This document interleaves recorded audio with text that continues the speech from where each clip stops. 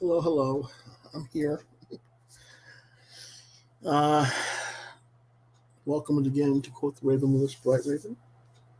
I'm still living. For those who haven't followed my Facebook or my Twitter account, yesterday I had a health incident. My blood pressure was in um, extremely bad way. Had to go to the hospital. They really didn't do a whole lot for me, and they sent me home basically with the same um, blood pressure rate as what I arrived in, which was rather ridiculous. Um, Gave me some blood pressure medicine to take, and sent me on my way home. And I wasn't happy about that, and so I called my regular doctor, explained the situation. Their office told me, get your butt in here now. So I went to there to see my regular doctor and reviewed everything, and he didn't like what they did and didn't like what they gave me. So he changed the prescription, and I went and got the prescription. And so far, it seems to be having some positive effect. I'm still not right by any means. It's going to be a while before I am right. Um, Basically, it's going to take a while to get the right dosage and the right medicine to figure out what's going to work for me. Um, it was something of an unexpected situation. Um, I've always had hypertension. I won't say always. I've had hypertension for years, but nothing as severe as this. This had caused a massive migraine to the point where I couldn't even open my left eye due to the pain. Um, and I'd had some other recent unrelated health issues that could have been related that made me think it was something else that scared me a little bit more. Luckily, they did an EKG and did a blood test for kidney issues and other things at the hospital, and everything cleared, checked out okay on that. So, but my heart rate was my heartbeat rate, that is, was way too high and could be a cardio, tachyo, whatever thing where it causes a heart attack. That was why my doctor was a little bit ticked off at the hospital, because it's just not what should have been going on. I should have been. I think if we didn't have COVID circumstances and the hospitals being overrun with that, I probably would have been admitted until they got my heart rate down and everything. But it is what it is. So, but right now I seem to be doing much better than I was. Now I gotta find my eraser. Okay, this here is Demona from Gargoyles, Disney cartoon of the 90s. I had her inked a while ago, a few days ago actually, before this all took place with the health. The plan was to color her, but I don't know if people actually want it colored.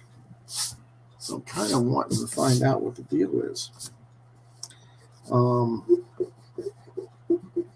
By the way, if you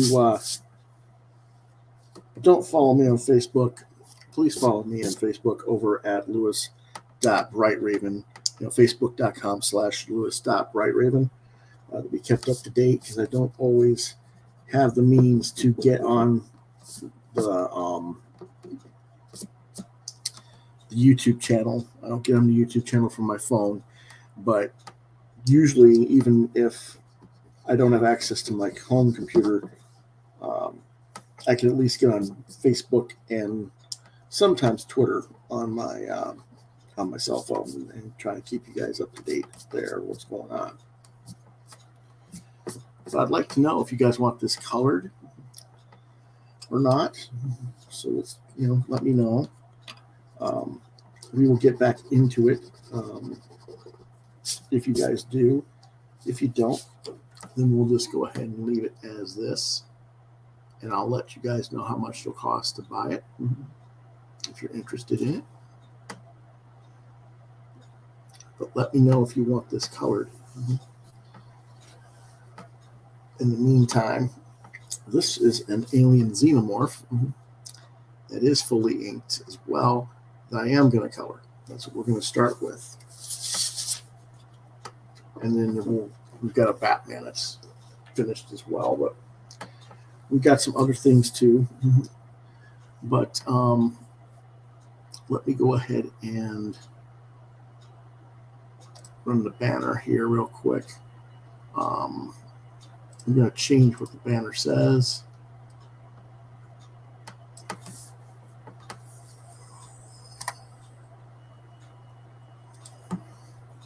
Just to get this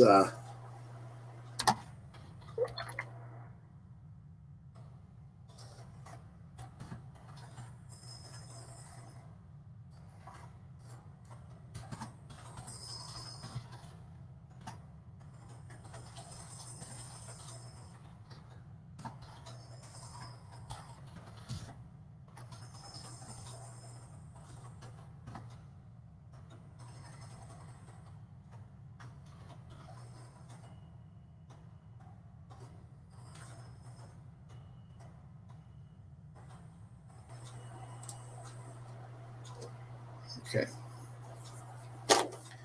Alrighty. So we'll go ahead and get into this.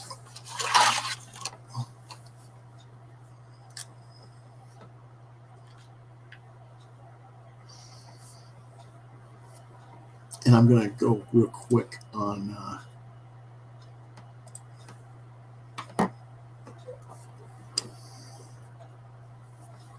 Facebook here real quick.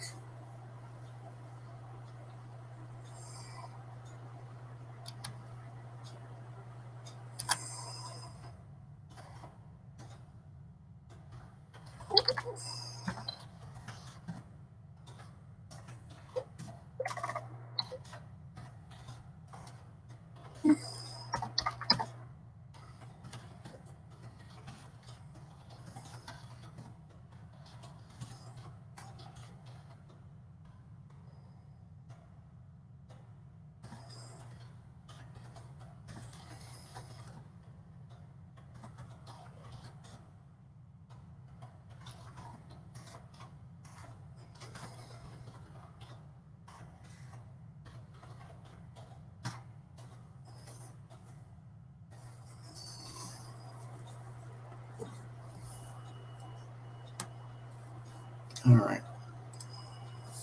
Again, I do apologize for being a little bit late getting started here.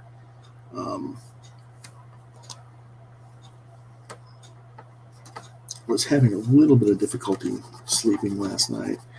I did get some sleep, not fully awake right yet. But I'm good enough to go. So this is a Tombow N95 marker pen.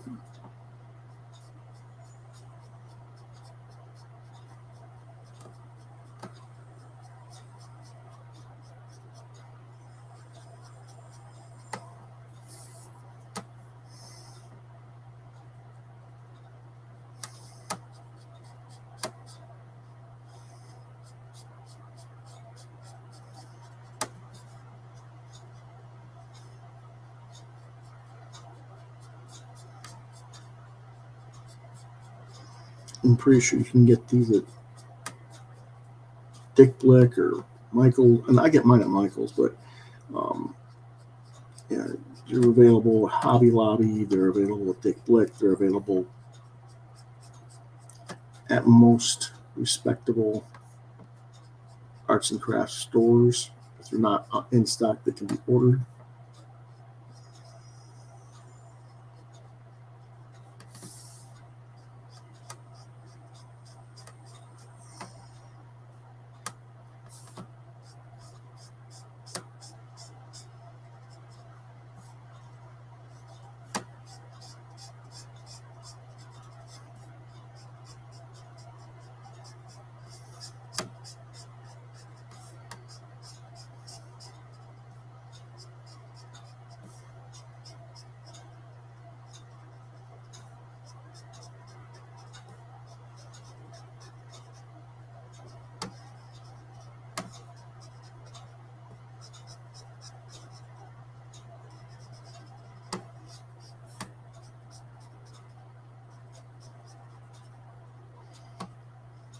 Some people might be wondering what's around the alien. I had originally planned on doing a hyper technology type cave type thing, but instead it's kind of a Martian walker legs instead, because I got sick and I just didn't have the time to do it fully. So I apologize for that, but when you end up in a hospital for 7 or 8 hours, kind of gets you screwed up for what you want to do. Because you're not thinking, hey, I need to go get my art supplies and everything so I can go draw while I'm sitting around doing nothing. All these doctors fart around. I almost think that, after that experience, I'm going to have to get a go bag or something set up for when I go to a hospital so I have art supplies with me and do can work.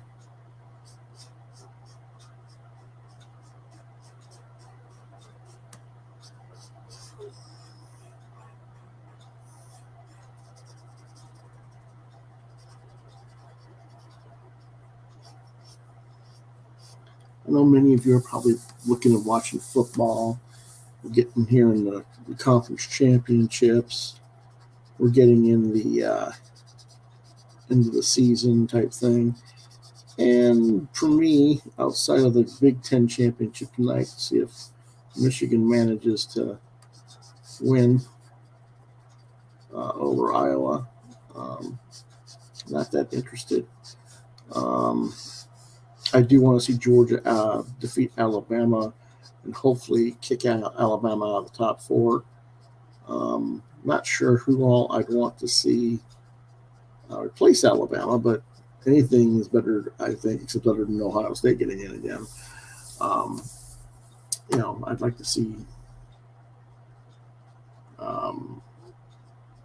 maybe whoever wins the Baylor Oklahoma State game or something. I don't know, but unfortunately, Utah, who just beat Oregon for the Pac-10, won't cut it. They're too low in the rankings. But I don't know. Just the idea of the same teams always going every year, as long as it's not Alabama or Ohio State, maybe the ACC champion. Whoever, I know it wasn't Clemson this year. Maybe they should go in. I don't know. I know there's a lot of Notre Dame fans who probably want to see their team go. I'm not really sold on them, but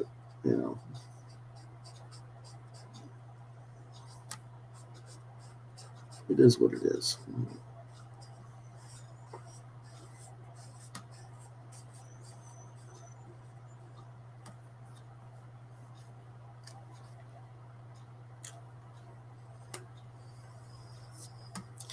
If you happen to like this piece or you've watched recent episodes that had the artwork on there and you like something and you're interested, please email me at quotheravenlbr72@gmail.com. And if you're interested in possibly purchasing it.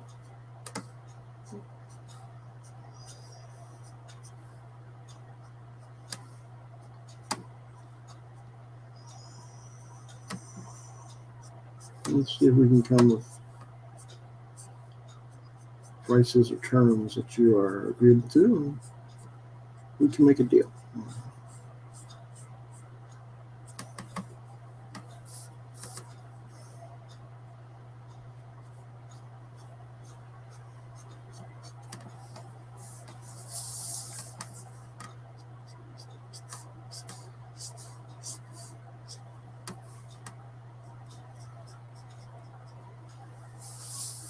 Okay.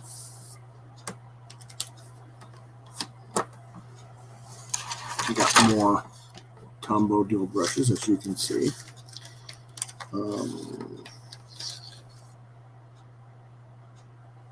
going to start light and go into dark overtones on these.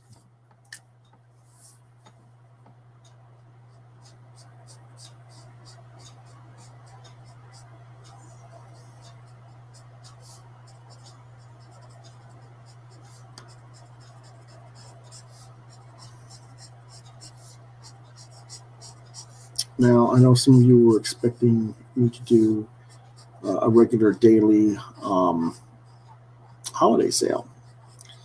Unfortunately, the amount of time and energy it takes for me to get that set up and running on a daily basis, I can't handle it right now. Doing this and talking is one thing.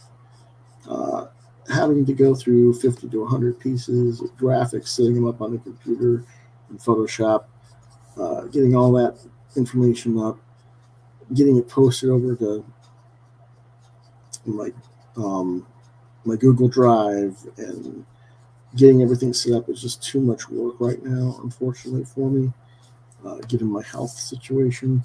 So what we've decided to do is try and do it a little bit later next week, just one day.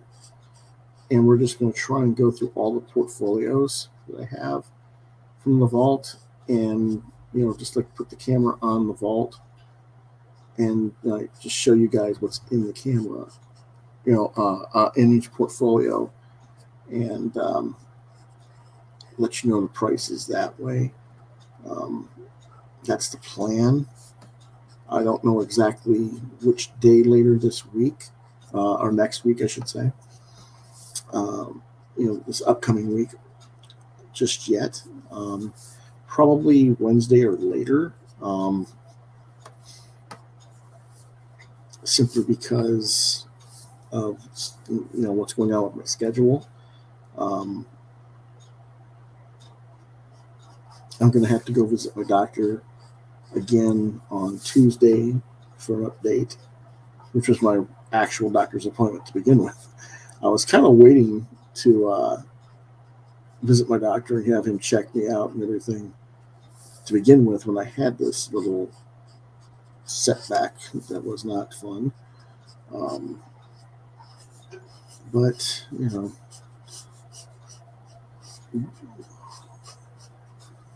my own situation, I guess. But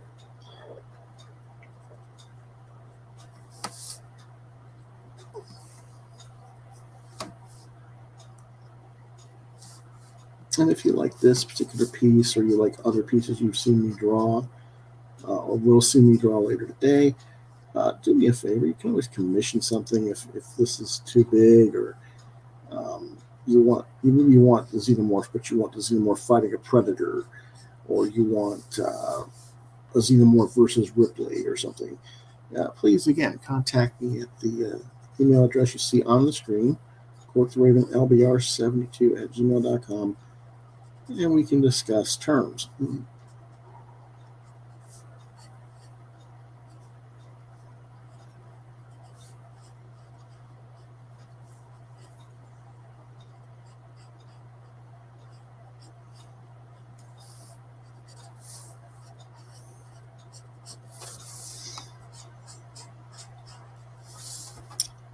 Now I'll be on till at least 4 p.m., maybe a little bit longer. Just depends on how I'm feeling. So, just bear with me if you're waiting to see the Demona or you're waiting to see something else.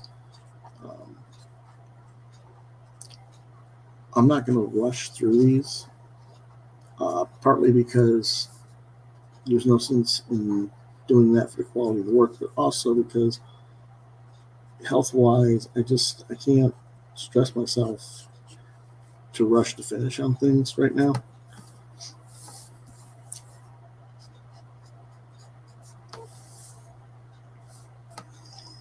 Let's see what they're saying on Facebook, if anything.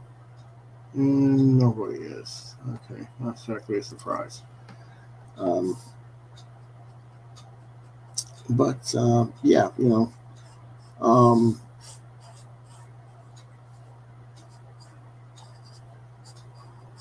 lot of stuff going on with people, not just me medically. I know a couple of people have emailed me and said, I'd like to buy something, but I can't because I'm dealing with cancer, or I've got, dental surgery, or I've got nasal surgery, or I've got this thing. And the thing is, most of these people who are emailing me, they're my regulars that have supported me on a fairly consistent basis throughout the years. And you don't need to apologize to me. I know what's going on. I pay attention to your Facebook pages and social media accounts. You're my friends. And, I don't expect the same people to always be there at all times, through thick and through thin. You're there when you can be. And, if you can't, that's fine. I'd be far more critical of those who, send me well wishes, but then, when I need the actual support, they're really not there. Well wishes don't pay bills, especially not medical bills. And I'm going to be getting them for that lovely hospital visit. Because I don't have insurance, I didn't earn enough last year to qualify. I know that sounds crazy, because they've been trying to make the medical stuff free practically for some people, but not for this sort of thing. So I've got some medical bills forthcoming, and that's going to set me back quite a bit. But I'm not going to play the GoFundMe or anything like that, because I have literally hundreds of pieces of original artwork, just like the one I'm working on right now, in the vault. I'd rather earn my keep, shall we say. And so when I get the holiday sale going, I'd really appreciate it. For those of you who haven't supported me financially in the past, again, I'm not putting a pressure on you or anything, but just come check it out. Maybe you'll find something you like.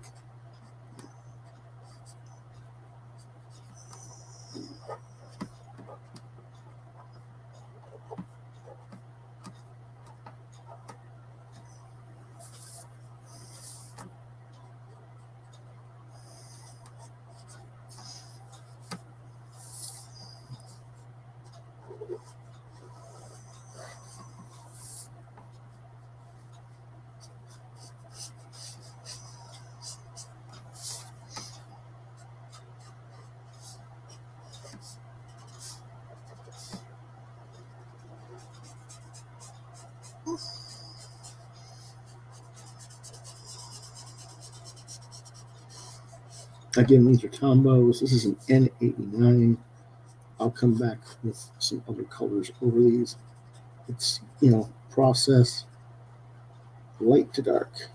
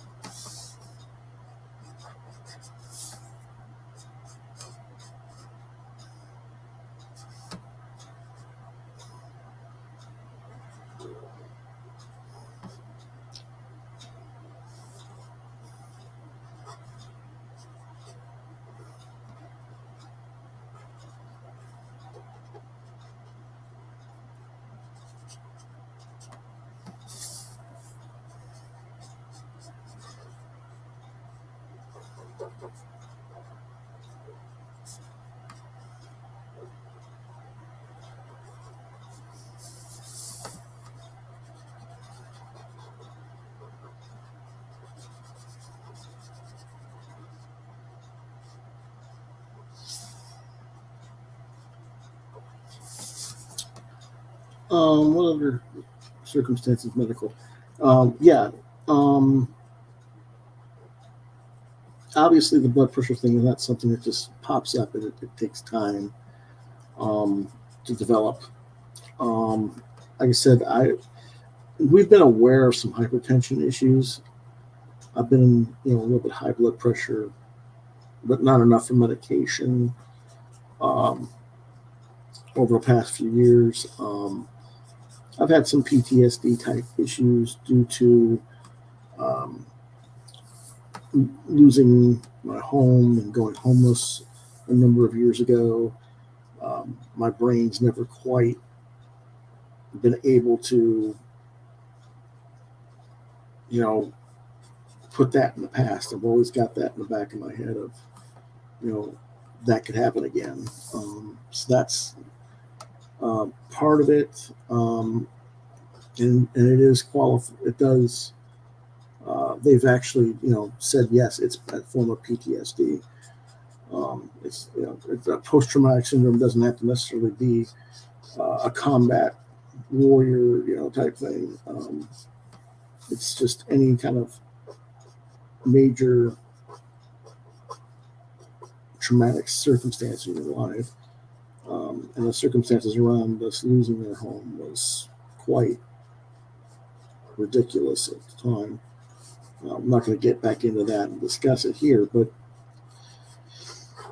um, most people who know me are familiar with that situation anyway. Um, but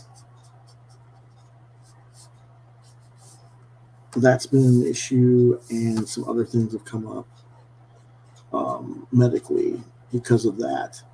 A lot of my whole thing, my obesity, um, I just kind of let myself go medically due to the depression and the whole situation there. And I've never really been able to get out of that funk.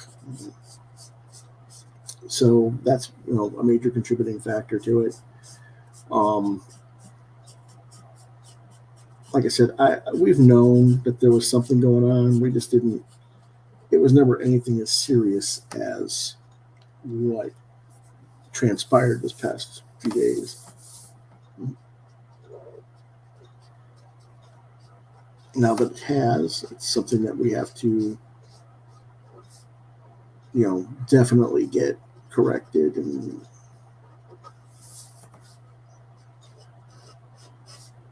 the doctor's going to take a little more focus on that.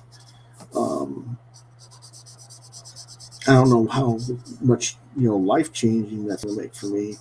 I do know that I'm going to be cutting back some of the format on the channel um, because he thinks I just do way too much work, and a lot of people do. They think I do too much content on the show in terms of putting out 4 or 5 shows a week, especially for the lack of viewership.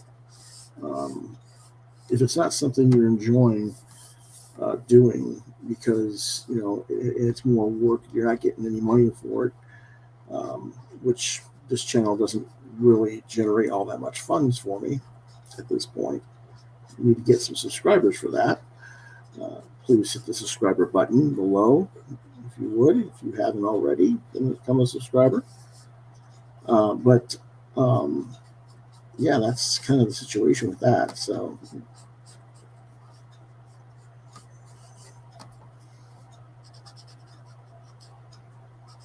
it is what it is.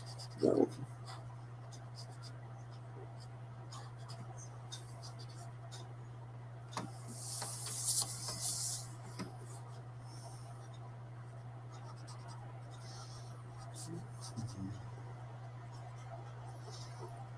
Is drawing relaxing? It is and it isn't. Right now I'm choosing to let it be relaxing to a degree at this very moment in time. But you know, there's no deadline on this particularly. I mean, when you're working under deadline, there's always an underlying sense of pressure and expectation. So yeah, no, that's not relaxing. That's it's work. But at the same time, you can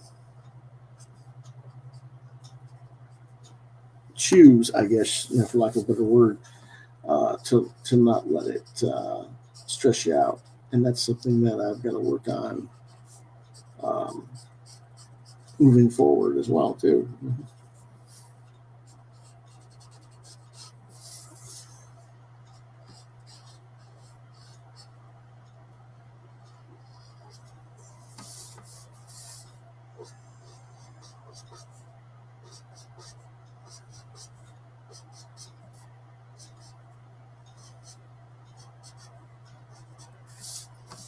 Remember, we do have this Demona piece as well.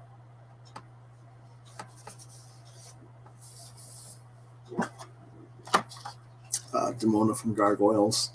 And I do need to know whether or not you folks want me to color this or just leave it as is. So be sure to let me know about that.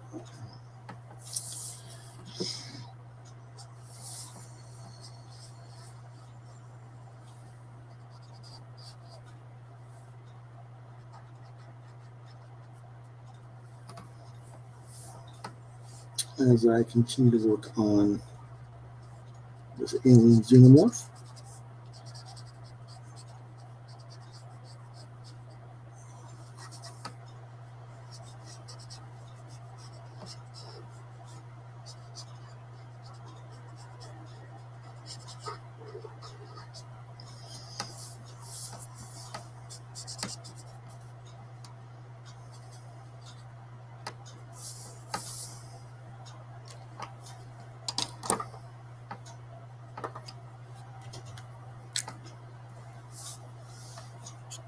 It's too dark. All right. I'm looking for a certain pencil. There we are.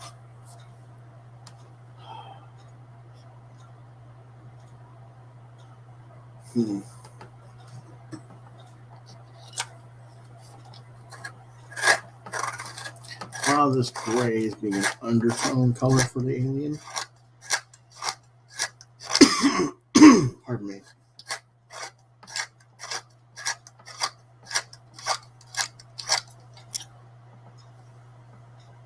I'm going to give it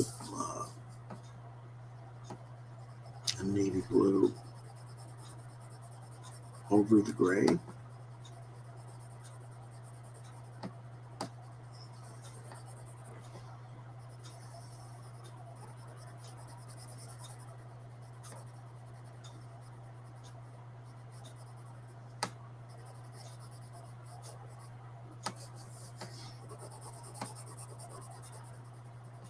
So it's very light tone.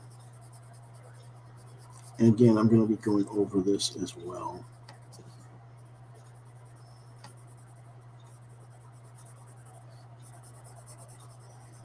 Creating light sources as I go and stuff like that.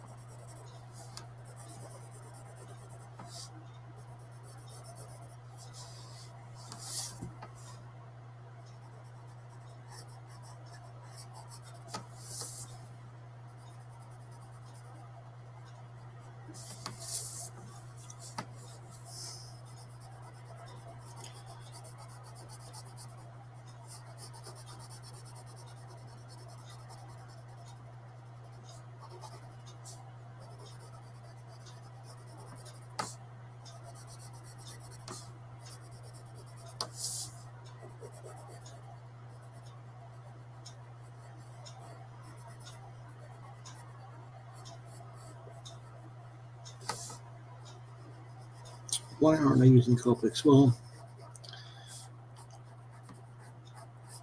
depends on who you talk to.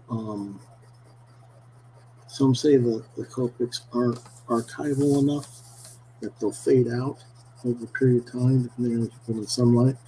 And truthfully, that's pretty much true of any marker. Um, you know, so I don't know. Same thing happens with pH, Martin colors, and a few things. So if you're going to keep color artwork like this, I advise that you set it up on display outside of the sun, if you can, as much as possible. Get UV glass on your picture frame, stuff like that. But that's the main reason I'm doing a mixture blend. A lot of times I will use Copics or other style markers and blend the markers and still put in color pencil stuff. And part of the reason I do that is because by doing so, the wax buildup with the color pencil helps protect the marker as well, so it doesn't fade out as much over time.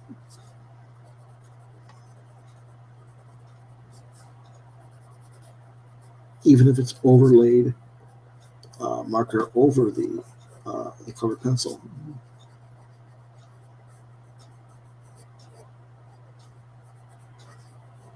What color pencil is this? This is Rose Art, stuff you can just buy at Walmart on the cheap. Again, I don't, a lot of people go, well, this quality pencil is better, or this brand's better, that brand's better. What works for you is fine. I think you can find that you can make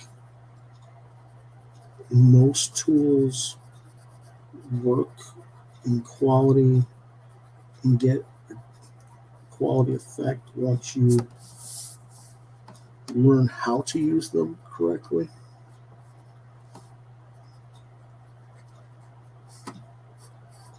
And it's not like, oh my gosh, you're going to be a superstar artist because you got top name brand art supply. You kind of have to still know what you're doing and how to, do certain things like putting spray fixative on your boards to prevent stuff. Get a UV coating spray to put on your art as well when you're done with it.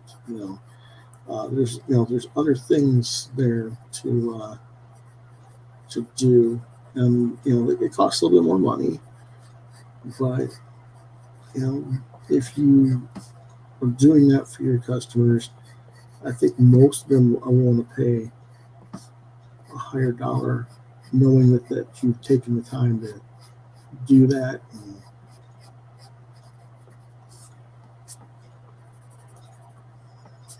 quality is there in that protection and stuff as well.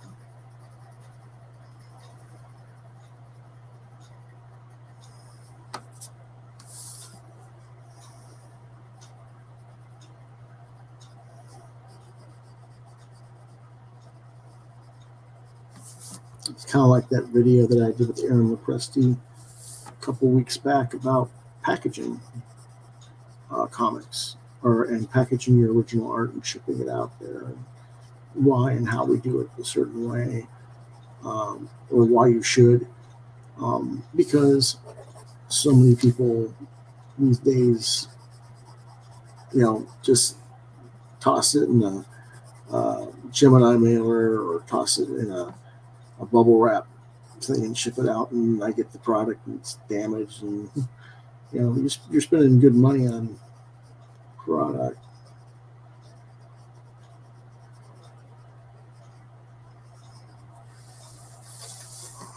I don't know. But yeah, there's always ways to go about it.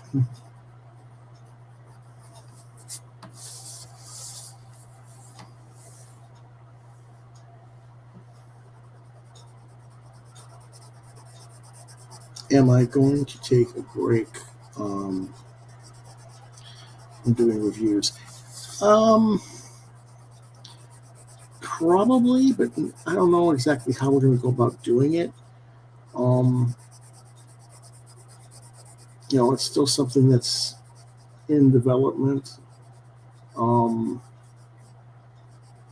There's a lot of books I've purchased that I haven't reviewed. There's a lot of stuff, I want to review and give things the proper credit and exposure to the audience so that you guys know what's out there, because so much of what's on YouTube and social media and comics news sites and stuff is just coverage of the same old stuff, and I know that people get tired of hearing about it, and they don't like the negativity involved in it. I try to give an alternative. If you're sick and tired of hearing about what Marvel and DC are doing wrong, well, here's a couple, here's publishers and books that are done right, check them out instead, type thing. It's kind of my take on things. Some people think I do too much of that. Some people think I don't do enough. Some people think I should still buy the Marvel and DC books and review them, just so I could trash them. And that's what they want. They want me to trash the books, and that's not going to happen, because, if I buy something that I'm hoping is good and it turns out bad, yeah, I'll let you know I didn't care for it. But if I already am predisposed to not liking something, it's foolish for me to waste my money on it just to rant on it on a page or on a channel here. That's just not common sense. It's a waste of money and time and energy.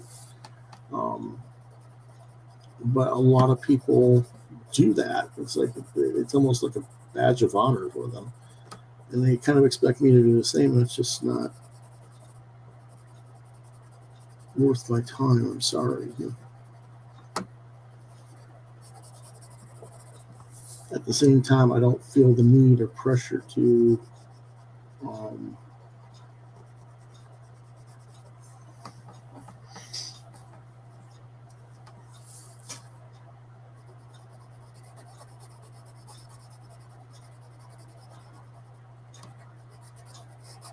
invite other creators on here to talk about themselves if they're going to trash their peers. And I think people know what I mean by that. I hope people know what I mean by that. I love to have guests on the show. I want to have more guests on the show in the future, but I want it to be a positive experience for everybody involved. And a lot of times when I see these interviews, it turns into not positive discussion.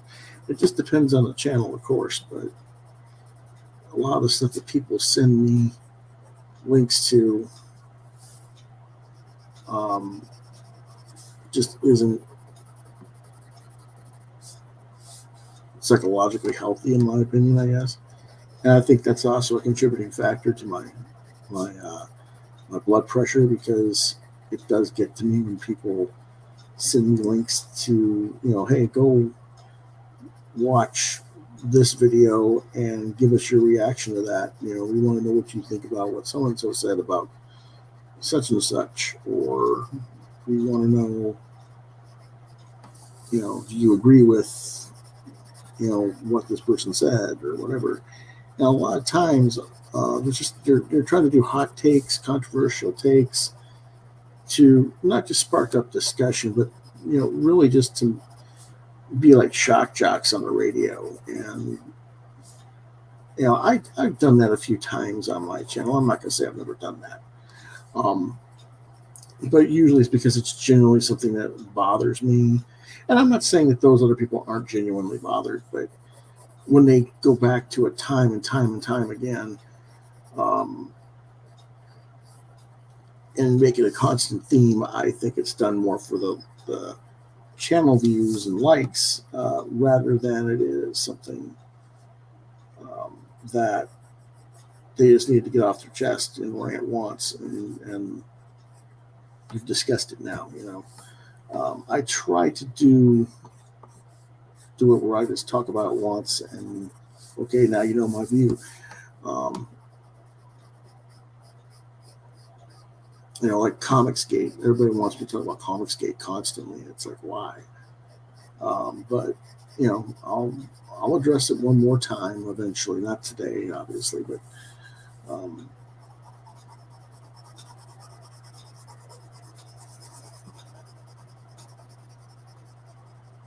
hopefully in the near future.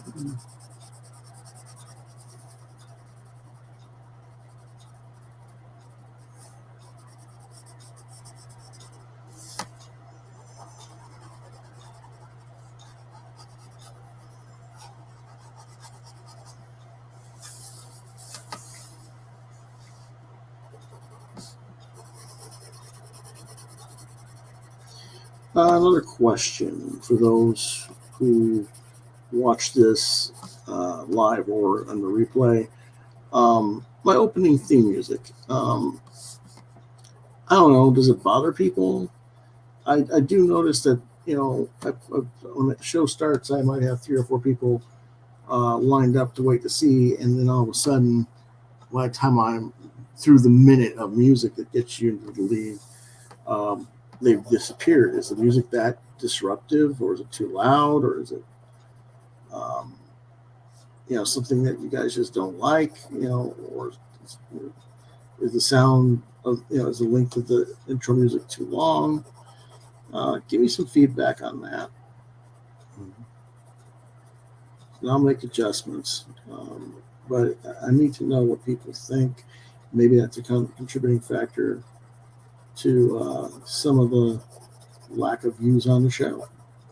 It bothers them. I don't know why it should, but if it does, it does. Just we'll figure out something.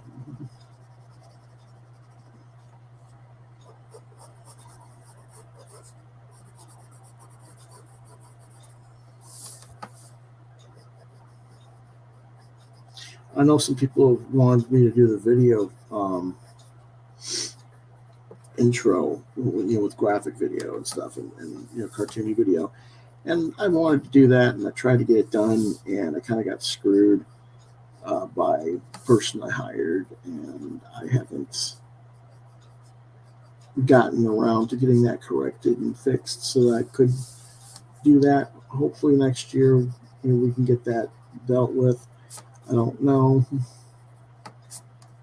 Here we are in season 4, and it just hasn't happened, hasn't materialized, and I apologize for that.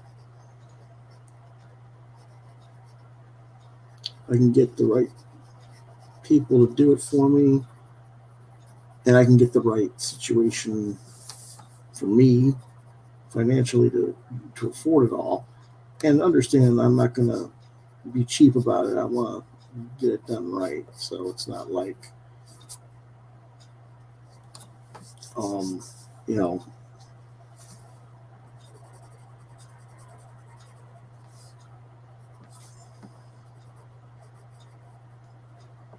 haphazard or whatever.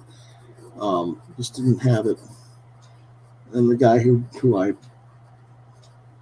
won't say foolishly. I mean, the guy had a rep. He doesn't now, or he does, but it's not the rep he wanted. And I'm not going to go into that name publicly here. It's over and said and done with. Again, something that did contribute probably to the stress levels, but it accumulates over time. But again, that's another reason why I kind of have to let stuff go and move on from that, so that it's not building up and causing me stress that's contributing to my health issues.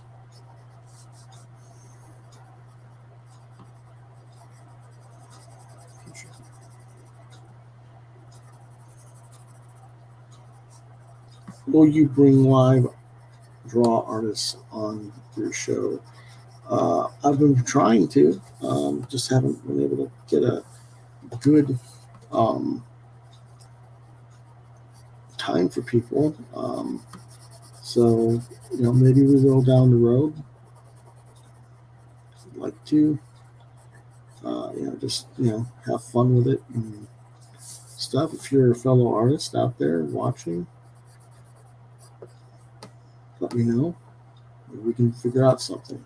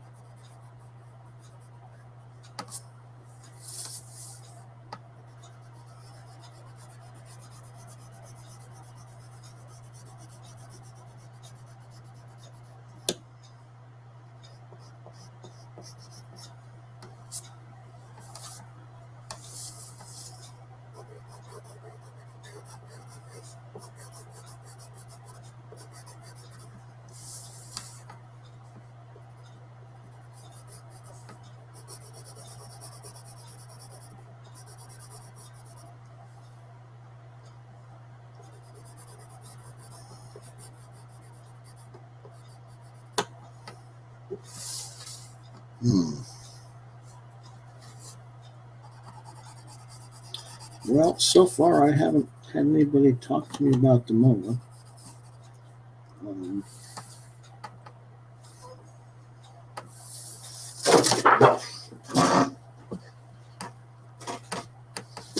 Again, this is the Demona piece. Let me know if you want this colored or not after I get done with the alien.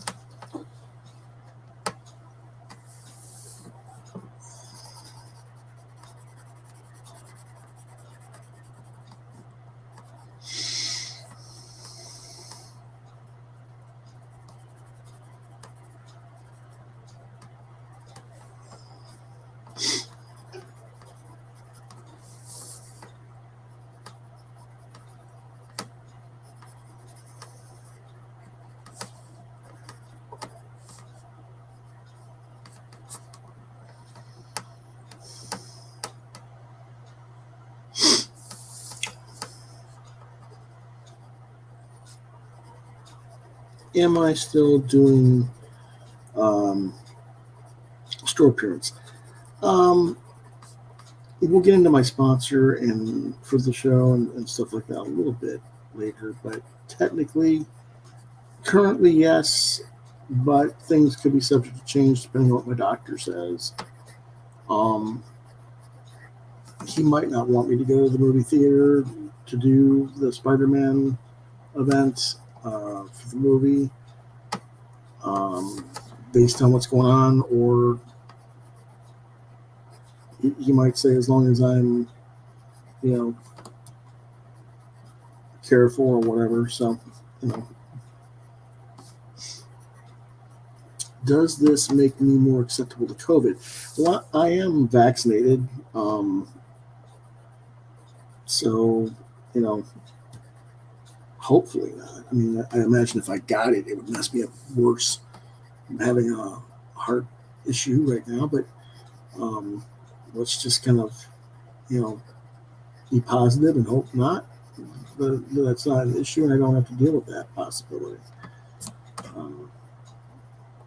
I've already had enough friends getting sick from COVID and dying from COVID and cancer and other things, and I would like to think that I will be missed by some people at least.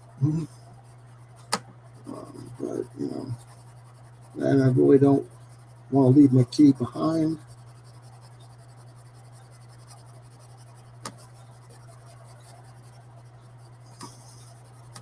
My father would just gorge himself on pretzels until he died, probably.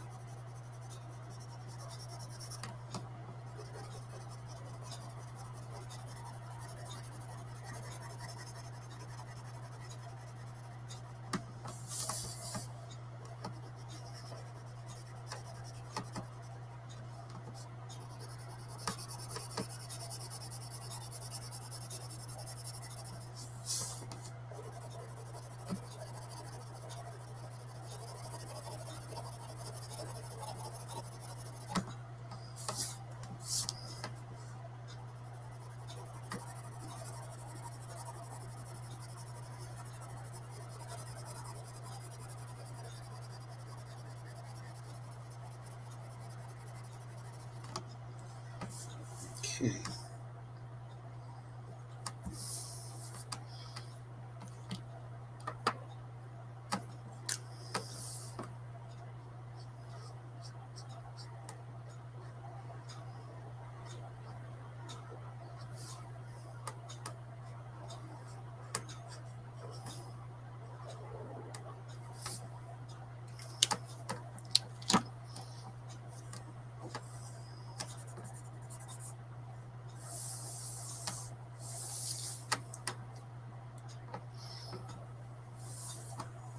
About an hour in here. Again, I'll go till at least 4, maybe longer. I'm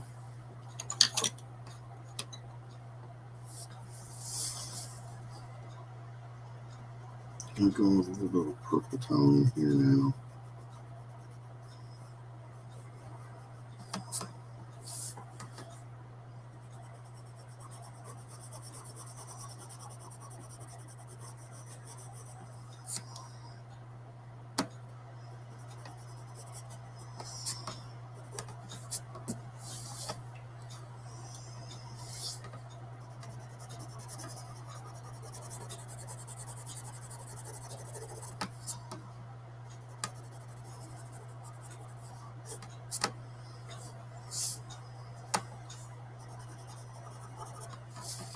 Okay, I'm not really getting the effect I want. It's not hurting the drawing, but I'm not getting the effect I want with that. So I'm going to take a different approach here.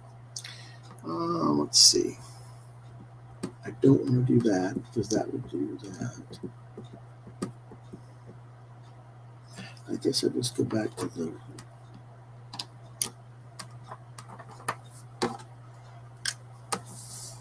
markers here.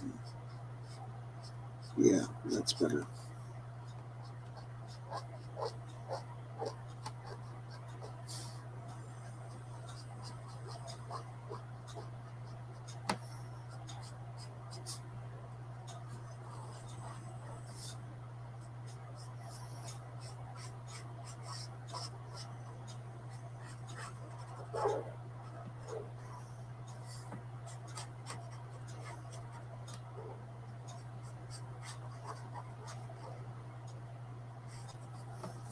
Yeah, I like that one better.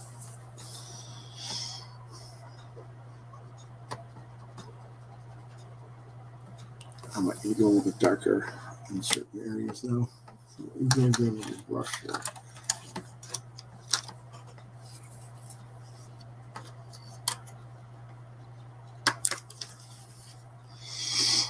This is N95.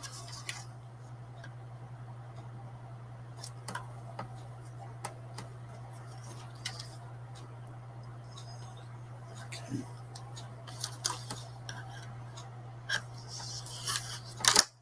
Let's see what this does. This is the N75.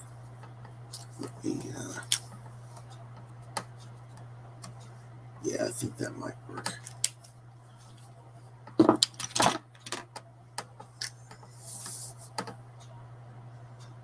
Oh, yeah. Much better.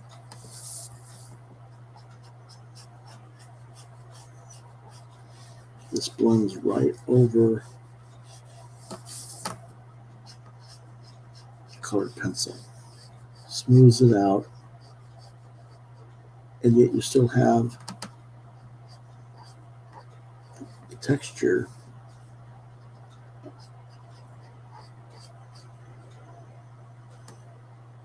and the wax there to help prevent color fading from light.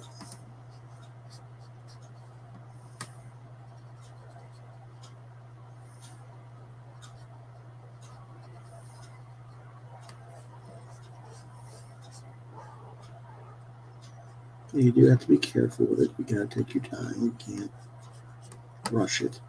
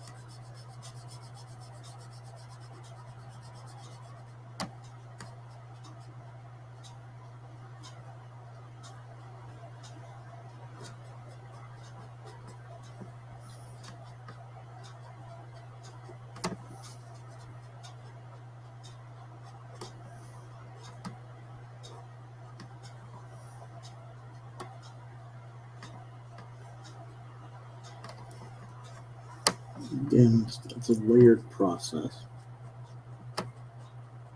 You have to go back over the same areas over and over again until you build the color scheme you want.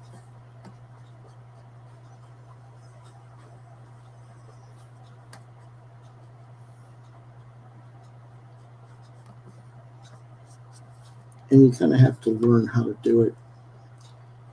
It does take practice because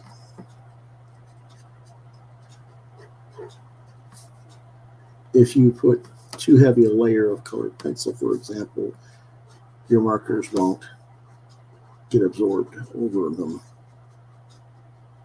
You have to be very, very particular in how you go about it.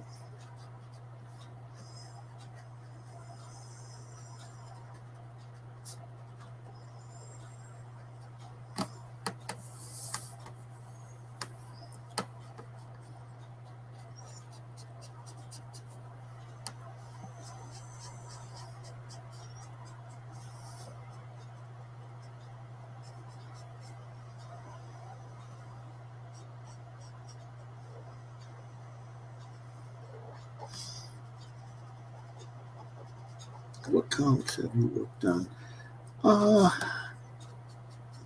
For people who aren't familiar, artistically, I've inked some West Coast Avengers, What Ifs, and Marvel Comics Presents in the 90s. I did numerous books of my own in the 90s I self-published, including Supreme 6, Komodo the Dragon, Twilight, Abstract Justice, or Abstractive Justice, I should say. A lot of that was underground type self-distributed books. Let's see. I've done pinup work in a lot of indie fare. Most recently, I did a pinup poster for Mark Andrew Smith and Armand Villavert's Gladstone School for World Conquerors one-shot Martian Jones #1.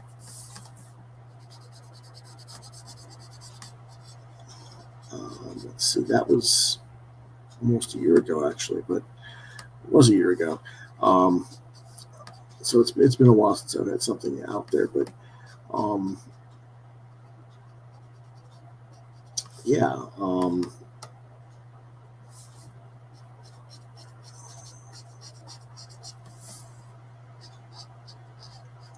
Let's see, I've had characters that I contributed to in name or contributed to in designs. Angela Bright Raven, or Angelini Bright Raven, in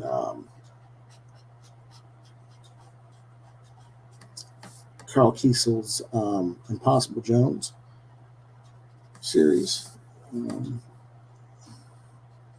Is a good example that just came out last year. Let's see what else. Done some editing for different people,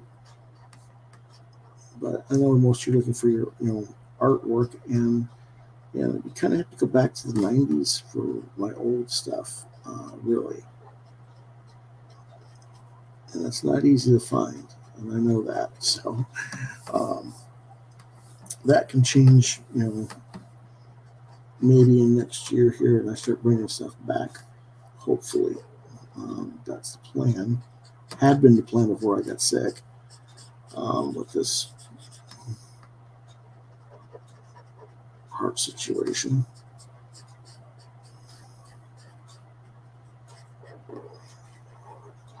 Oh, come on.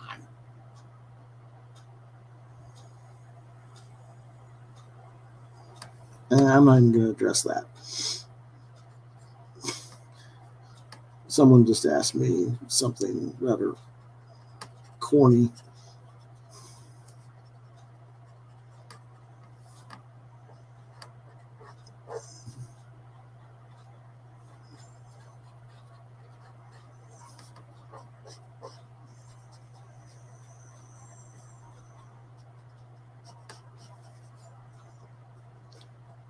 All right.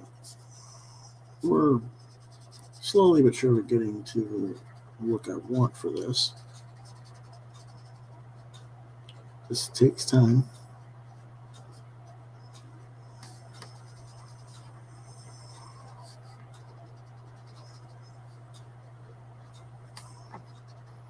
So you want to do comic books, do you? Okay. Well, here's the sort of thing I don't like really addressing as a rule.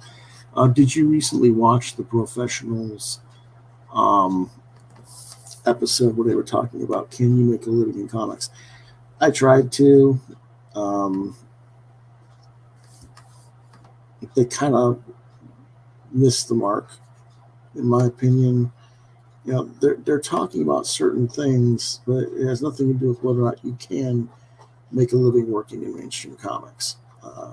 At least, I got about an hour in before I gave up on it because they hadn't gotten to answering the question, in my opinion. So I guess what you want me to say is give my opinion on whether or not you can make a living in mainstream comics. Depends on what you're willing to do and what your level of living standards and expenses and stuff are. It depends on where you live. It depends on a number of factors. But more importantly, it's not just about the money you're earning or what. It's, are you in a good place psychologically and emotionally? I think that's more important about whether or not you can earn a living. Because, what good is saying, yeah, okay, I work for Marvel or DC, but I'm just as unhappy as if I was flipping burgers at McDonald's. You might as well go flip burgers at McDonald's and not put the stress on yourself that contributes to this business.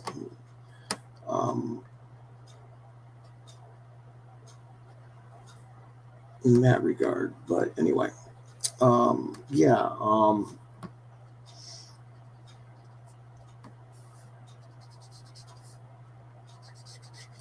you make a living in comics? Yes. Can you do it in mainstream comics? Yes. But the fact is, most of us do not.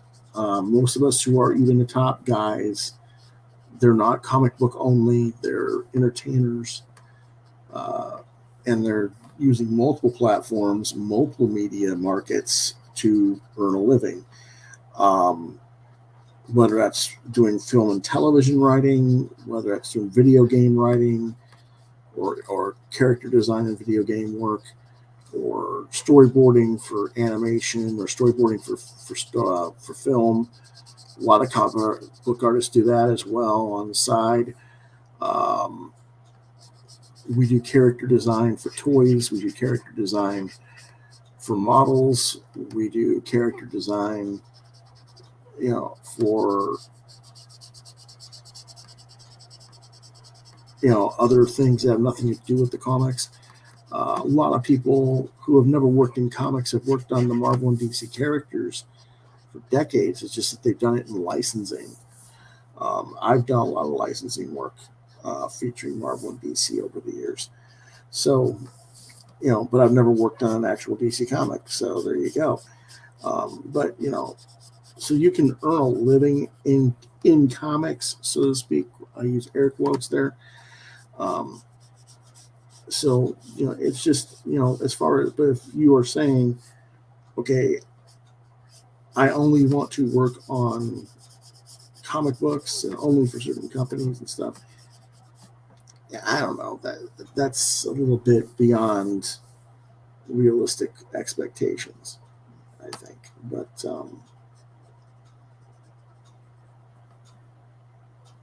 okay. I'm liking this so far. We got to go in a little bit darker.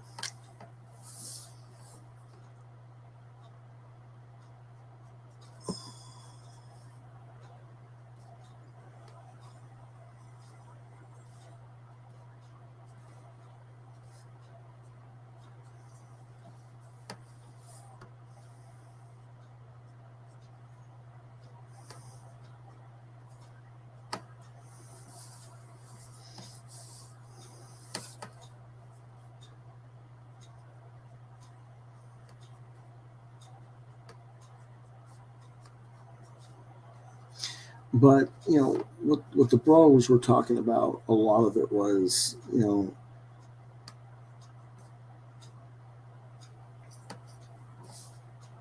how today's wannabe artists have this, I don't know, I guess you could say a sense of um, expectation that they're going to be the next Todd McFarlane or whatever. And yeah, I know what you're saying there, but that's just because they haven't been taught about the reality of the business more so than anything else.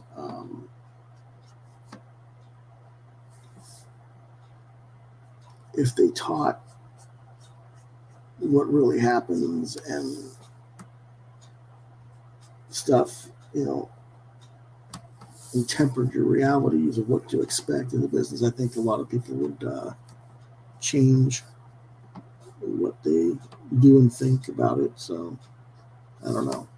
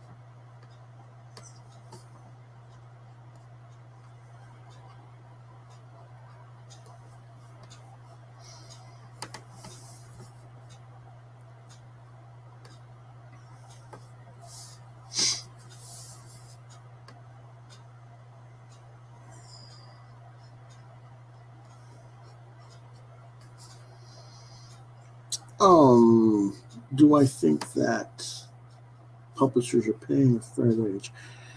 Uh,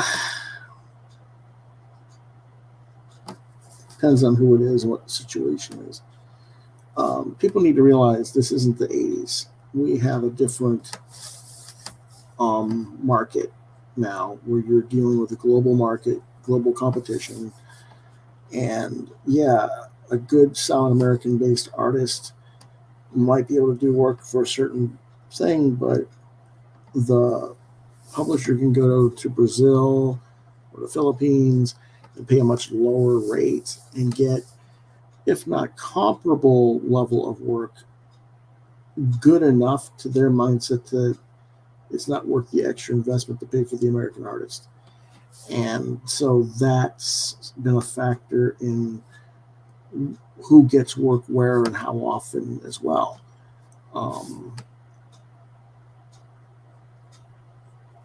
I think that's been far more of a damaging aspect to American comics in the last 30 years than the so-called SJWism that people are ranting and raving about over the last year and a half or so.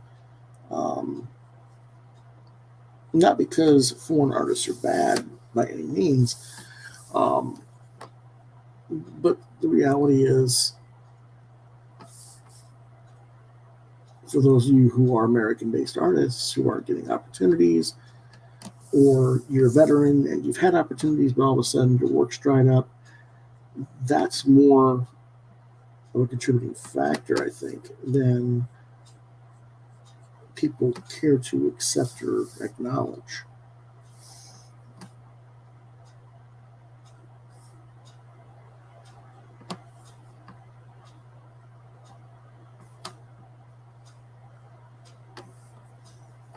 But even that being said,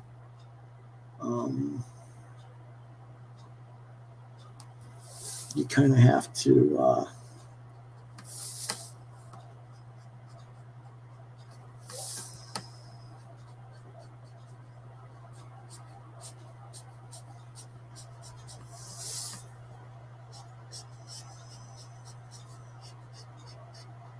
be aware of that when you get into this business and realize what your competition is. And is it unfair? Sure. But, the entertainment business as a whole is not fair. you know. But again, people want to be the next Bendis, or they want to be the next Snyder, or they want to be the next McFarlane. And I'm going to be brutally blunt. A lot of their success is fluky, and a lot of their success is because once they had success, they pushed and drove through greed and ambition to get where they're at. It was not handed to them in that regard, at least not initially. And once they got it, they chose to handle their business in such a way to be detrimental to others so that they could achieve more. And I can say that because I'm one of the guys who helped Bendis get into the business years ago, and I've seen the change in his attitude directly, and I can see why he did what he did. I don't agree with it, but I do know why he did what he did.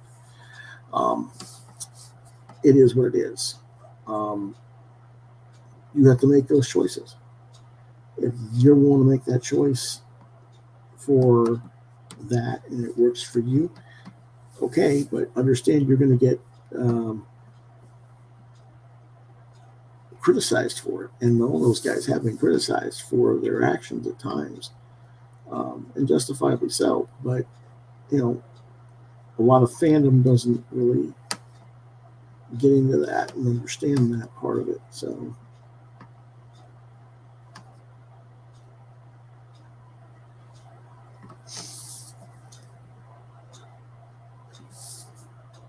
that doesn't mean they're evil people or anything. You don't know. What it means is you have to take certain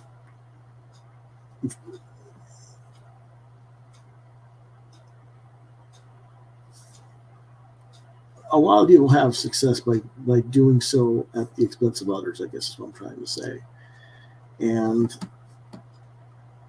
this is true of everybody. I mean, unfortunately, it's just kind of what happens. And a lot of us who aren't that successful, myself included, the reason we're not as successful is because we don't take that philosophy. We don't try to be successful at the cost of our peers or at the cost of whatever, just to get ahead ourselves. But a lot of people, that's how it is, and you just kind of have to realize that and accept that's how the world works.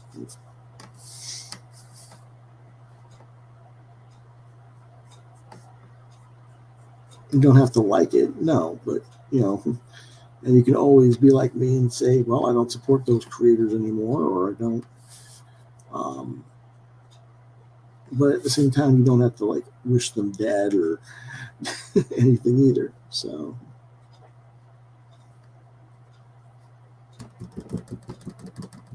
Okay.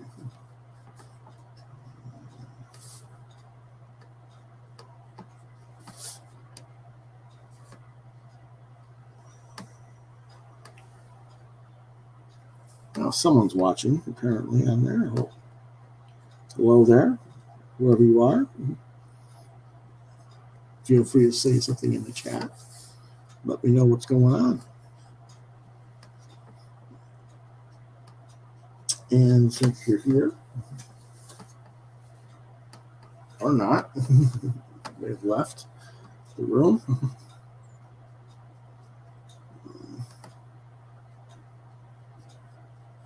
It's not exactly a surprise. A lot of times when people come in and I notice them and I say hello, they bow out because they don't want. They just want to watch. They don't want to interact for whatever reason. Kind of weird.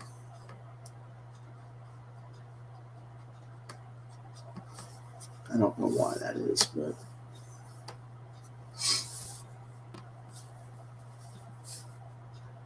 again, some people are like, well, why do you have the angle you do? The camera. Mostly because I just don't have the equipment right now to do a straight-on shot overhead, much as I'd like to. Sorry about that. Hopefully in the future that can be changed, and people want to watch my channel more, I guess, maybe, who knows. But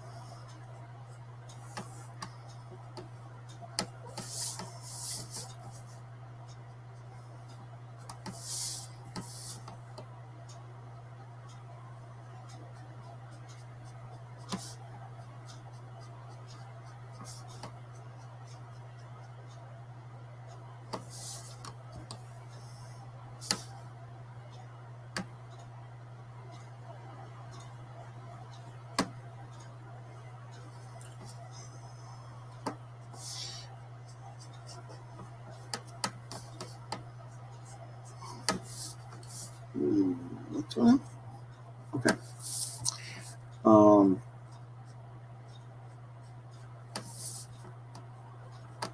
those who are wondering where these questions are coming from, I do have a different window open for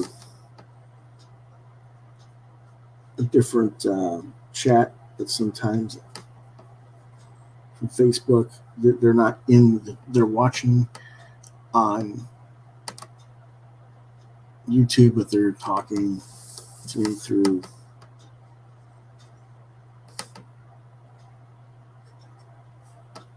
a different chat.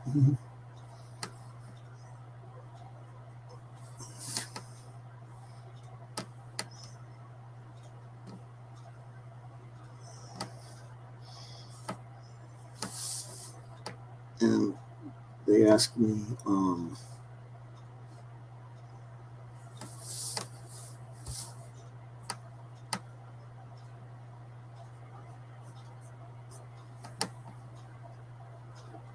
does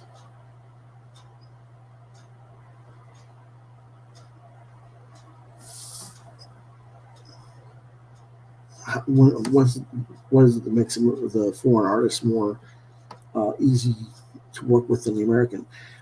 It's not so much that they're easier to work with, it's that they're more affordable because the American dollar converts to a much higher rate of currency in their countries. And, you know, do you want to pay me $150 or $200 a page to do what I do, or do you want to pay a Brazilian artist like $70, and that buying power is still the equivalent of $200 a page in their country? So they're making it, you know, quite successful.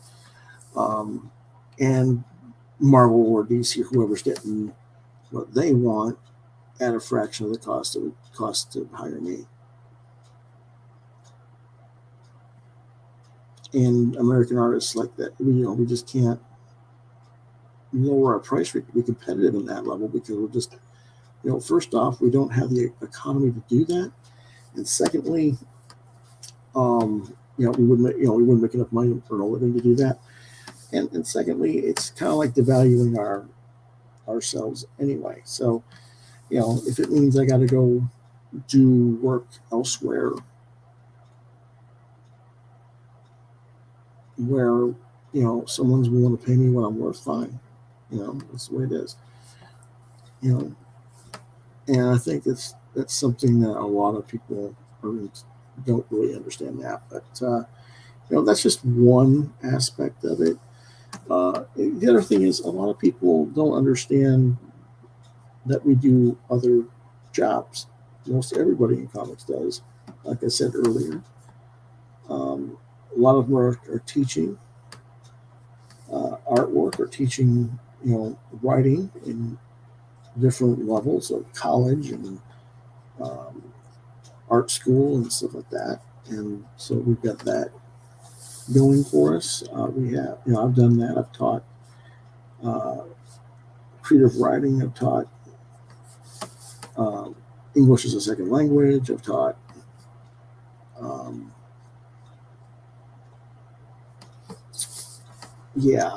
science fiction and fantasy, fiction as literature. So there's a lot of that going on. There's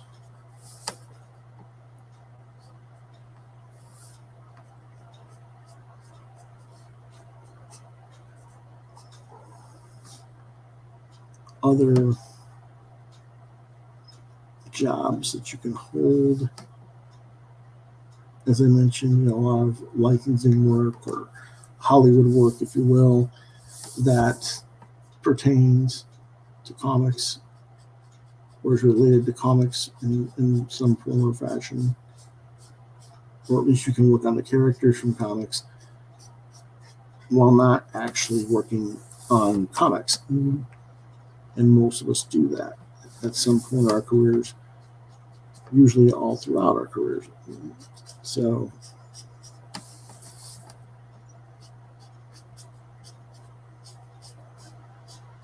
the notion that these people,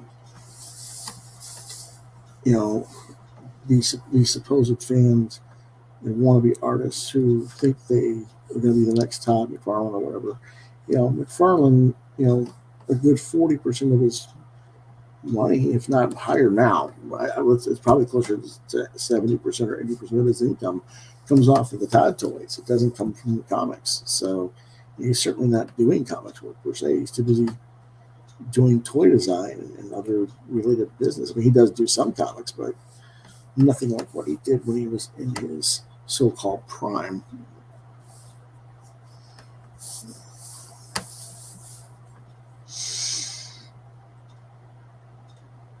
And he's still trying to get another Spawn movie made. He's still trying to get, other things renewed.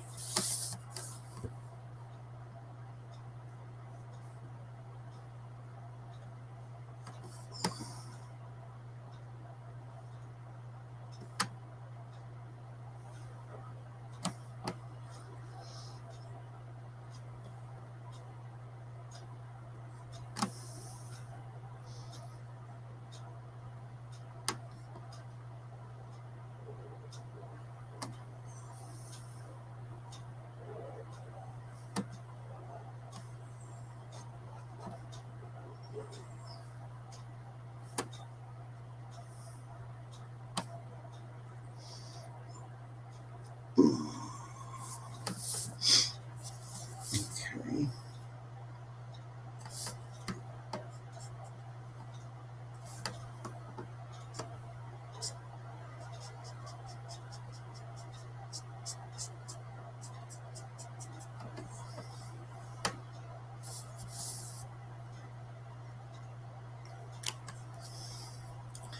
And we're going to blue tone the walker. I don't think so. I might. I don't know. Actually, I think I'm going to use purple instead. Yeah, that looks much better. You put a violet purple undertone. It complements the darker blue and gray, but it differentiates the light source. And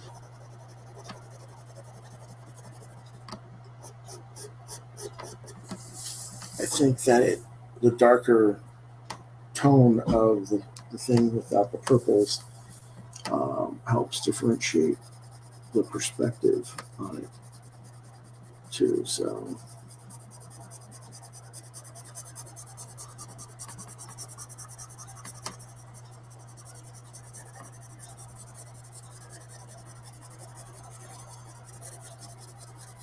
yeah, I think that looks much better that way.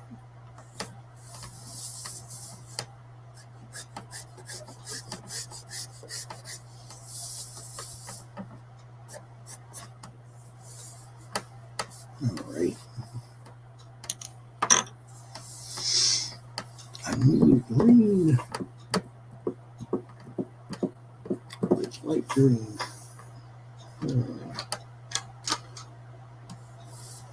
Let's see what this does. It's probably a little bit too dark.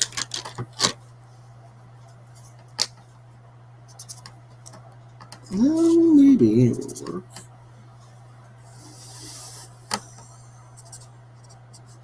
Yeah, that'll work.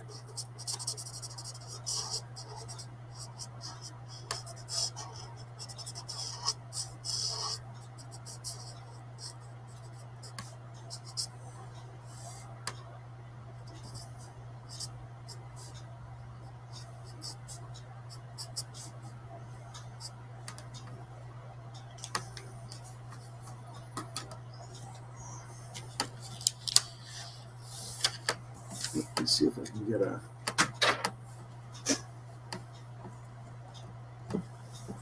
No.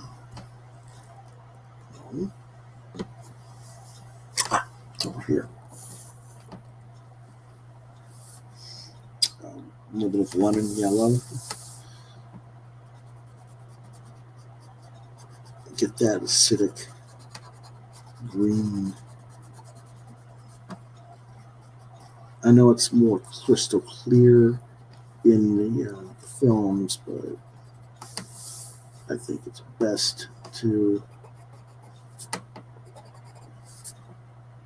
kind of signify the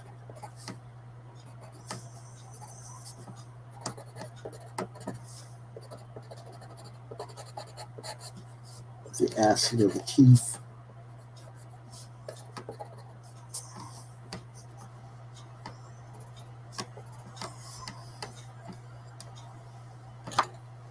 With a much more brighter flavor.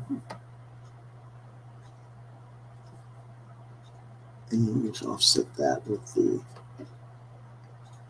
metallic sheen of the grays.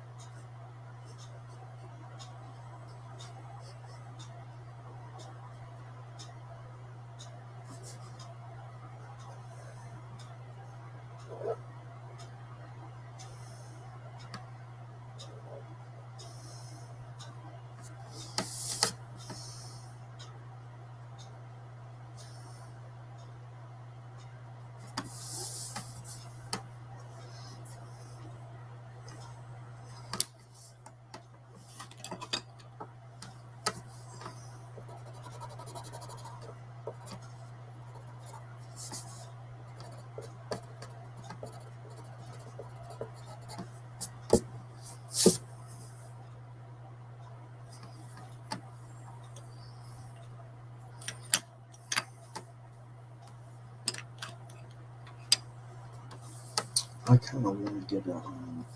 Where's that purple at again? I think we'll do it purple.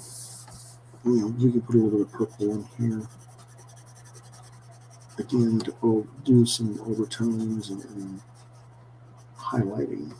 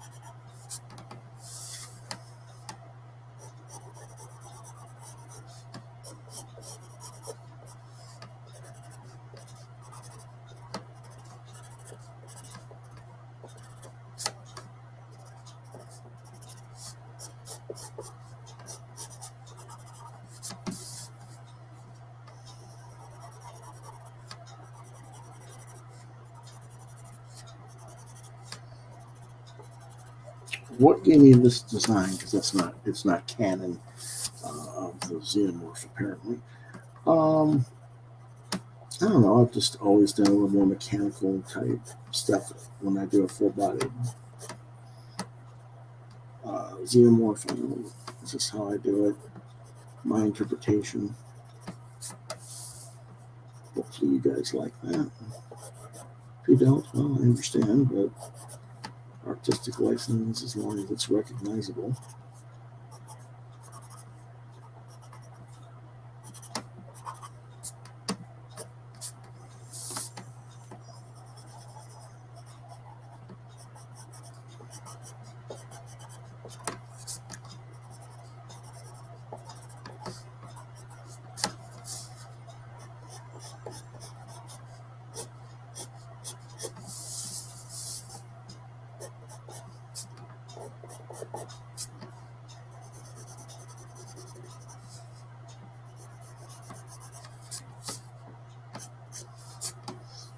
Okay, that leaves the background, so to speak.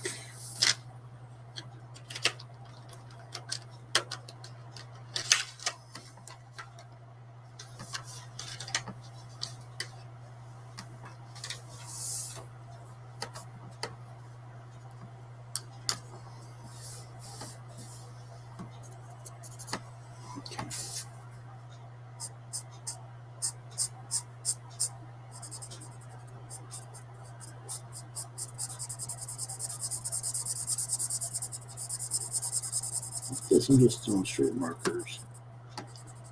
I'm going to put some tone on difference in here, but it's mostly just ink saturation.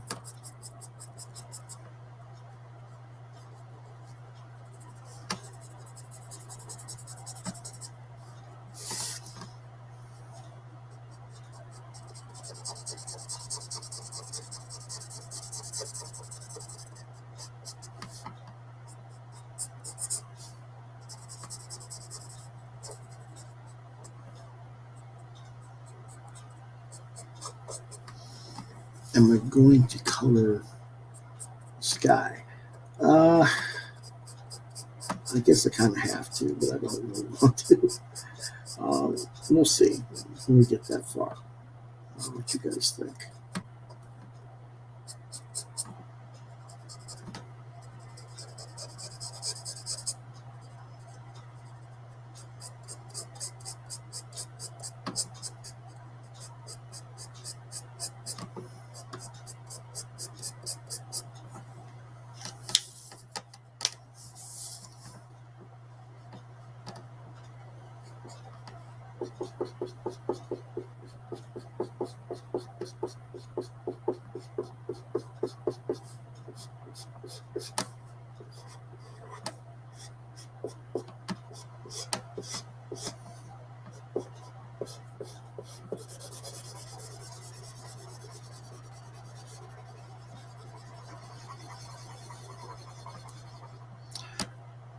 What kind of marker is this? It doesn't really have a brand, it's just a dual tip marker.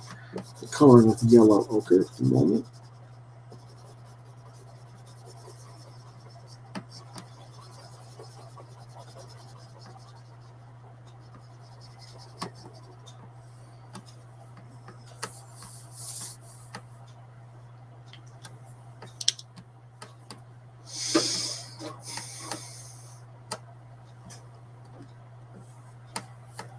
Let me go ahead and flip this upside down so you guys can see it more.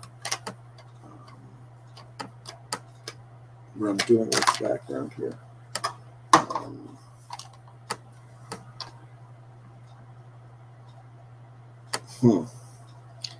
I'm drawing with computer glasses on. My eyes are not ready to adjust to read.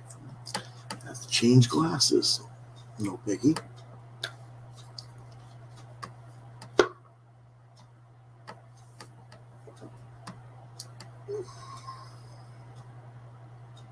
Oh yeah, much clearer.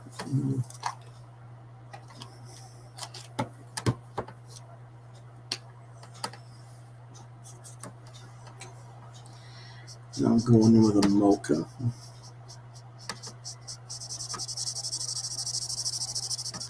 Make it a little richer tone than what I had for the yellow ochre.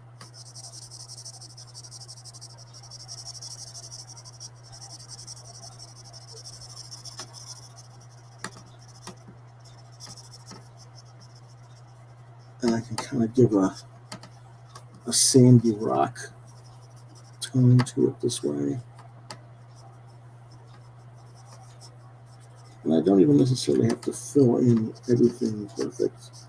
I can let the yellow ochre kind of bleed through underneath the mocha to give it a little bit more layered texture to it.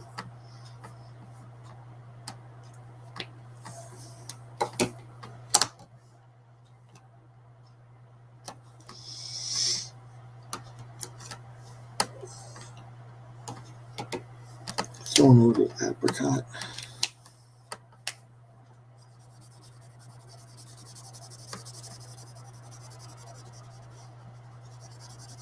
There's a little more peachy orangey tone to it.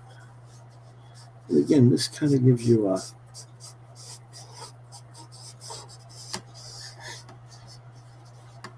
layered, textured feel to the rock without having to actually identify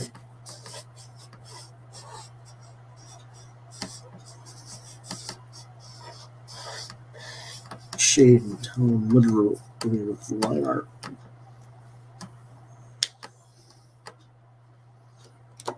Now, to combat that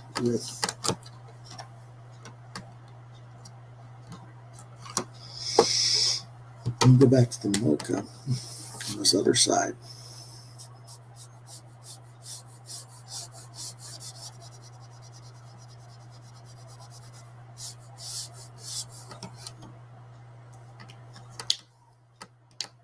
Nope, okay.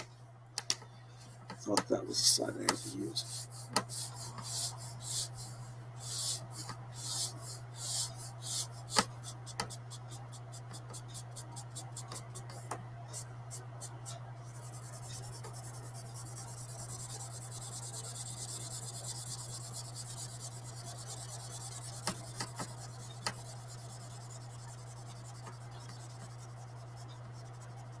And I'm trying to be fairly solid on this. Get it a little bit darker as the undertone than what this is. This is actually starting out as dark as that. And I'm going to go darker to give a little more shaded context. And I'm going to put the actual shadow of the alien against it as well when we get that far.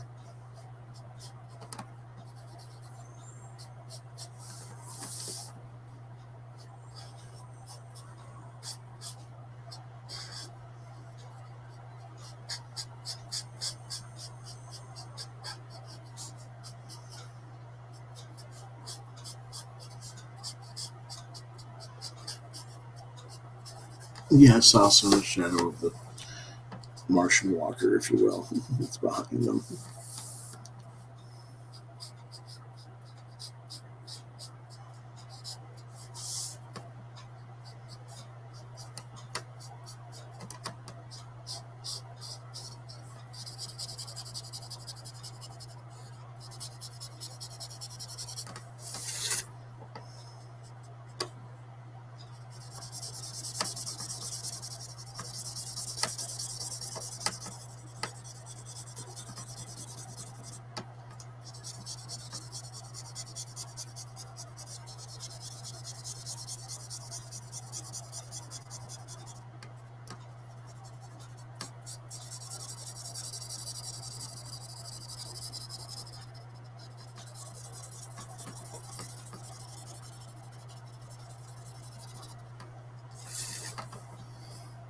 Now again, as you can kind of tell, very similar tone. So you kind of have to take that out. And now I put cocoa in here.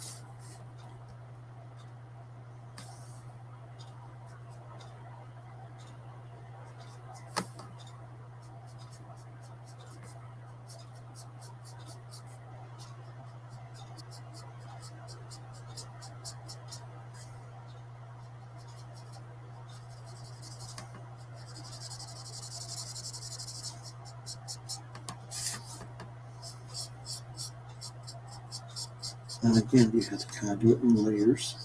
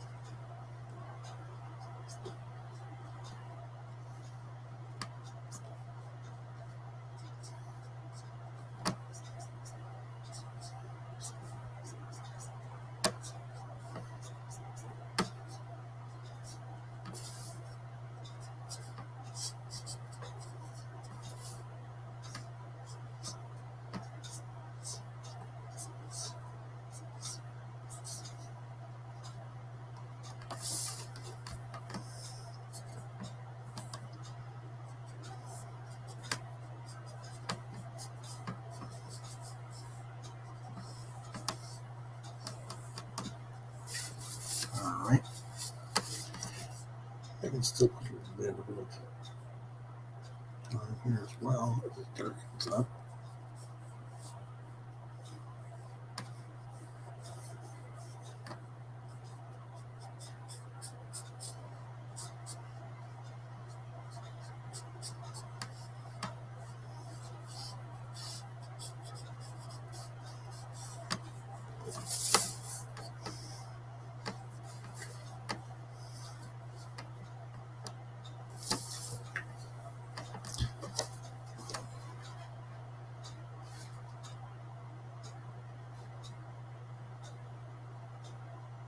Okay, let's see here.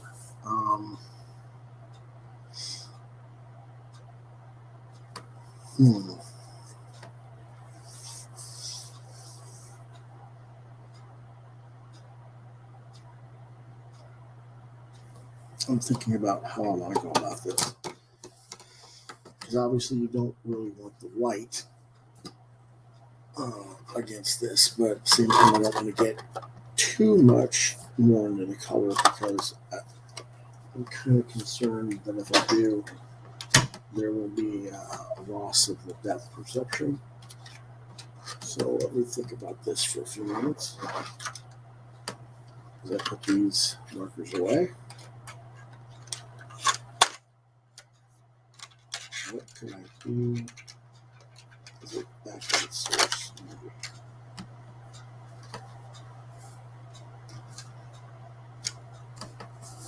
Hmm.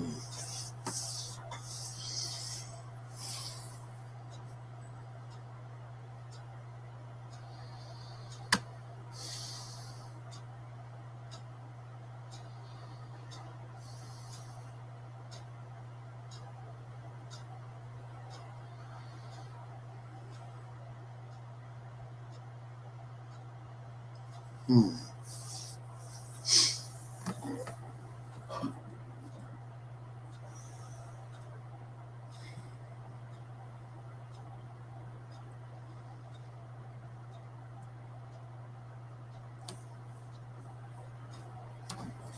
While I'm thinking about this, let me get you guys to get a little bit closer look at this piece, the direct angle.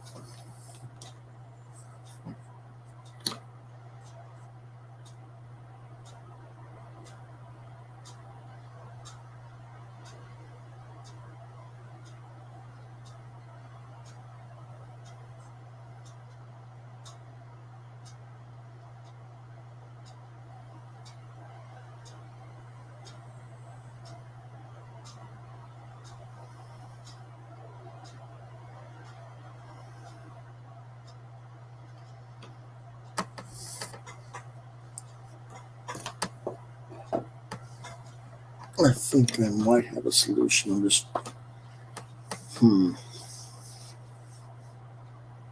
yeah, I think that's what I'm going to do.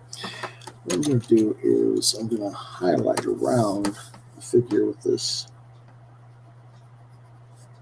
bright non-photo blue.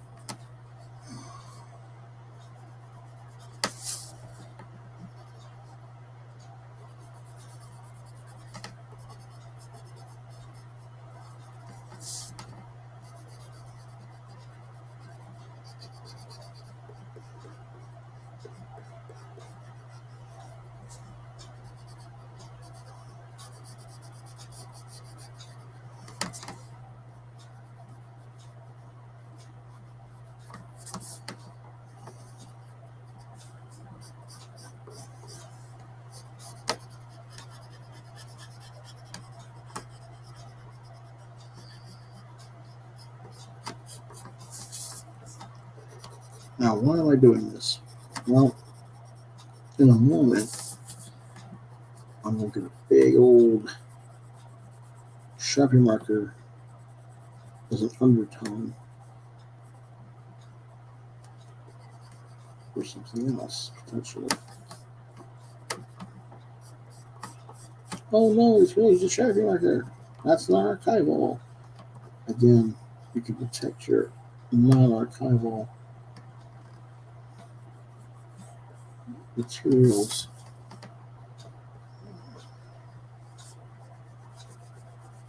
And UV protection and fixative and all kinds of other tools. Just a matter of what you're willing to do, how much you're willing to spend on it. It makes it a little more expensive, maybe, but no more expensive than buying the more expensive tools, pencils, markers, whatever.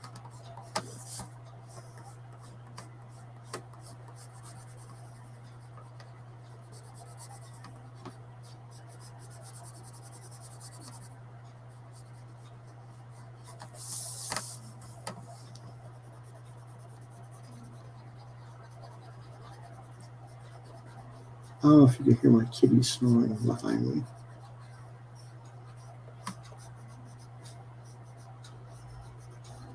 I think he's behind me. Let's see. I hear him, but I don't see him. I don't know where he's sleeping. Wait a minute, I think I do know where he is. Let me turn over his table. Yeah, that's where he's at. Okay.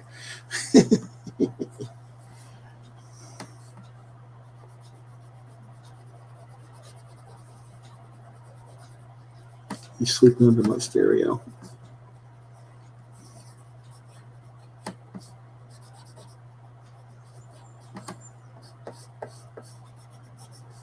I'm going to have my highlighting around this because I'm going to do something kind of cool.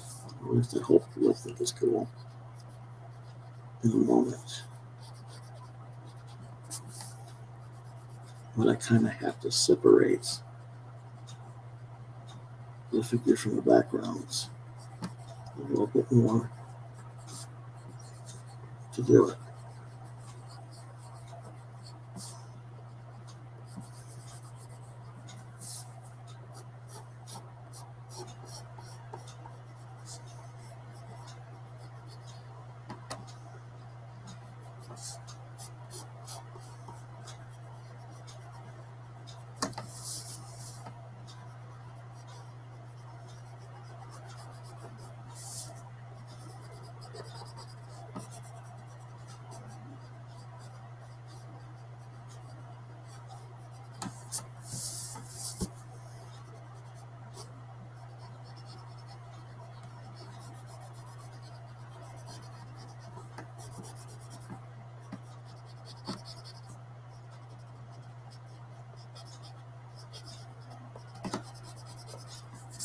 Okay.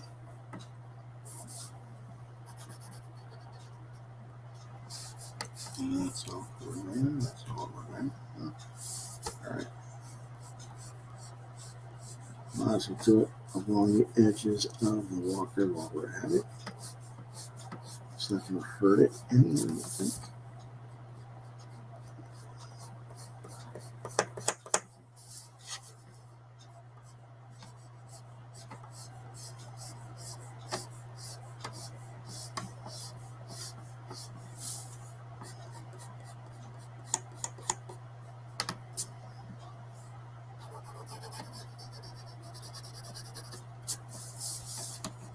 Same over here.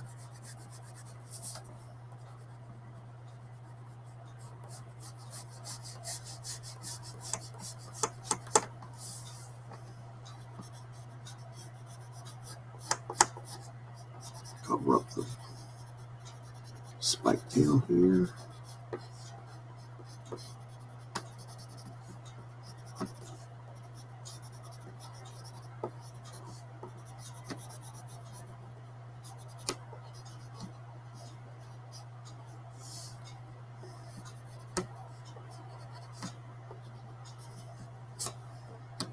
Yeah, that works.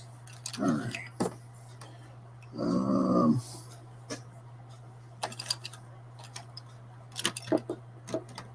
Here we go. Let me get a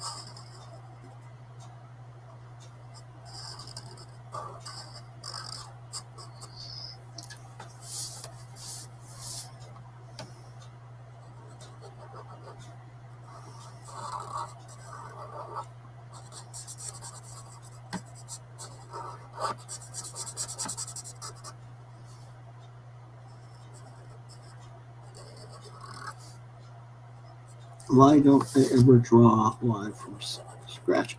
I do. I just don't do it all the time. For time's sake, I'm not the fastest artist. I understand that some people, most people, I should say, want to see it from scratch, and I appreciate that. But sometimes it's just not the most tenable choice.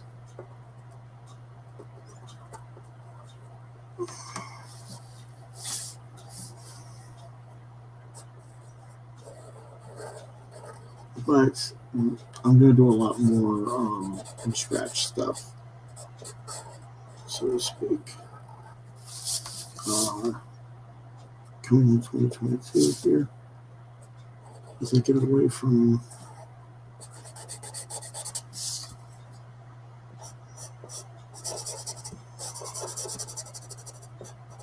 things, but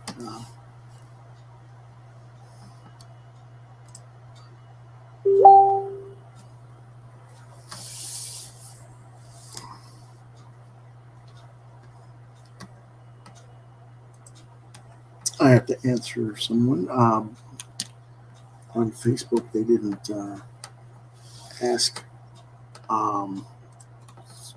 They're not watching. They're just asking me on Facebook Messenger. So let me do that real quick.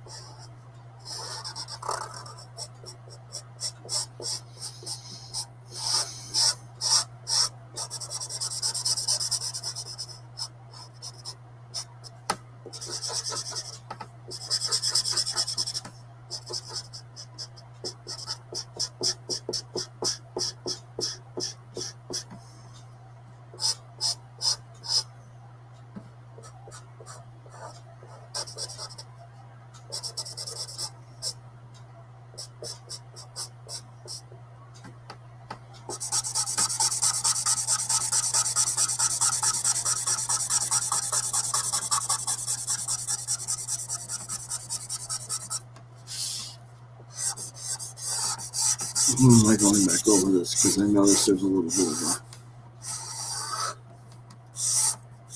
a lightness that I don't want. But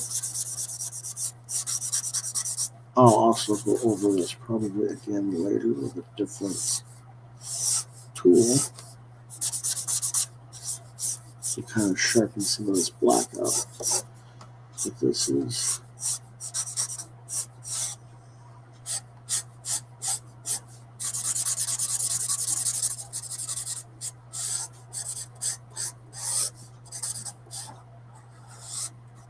for starters.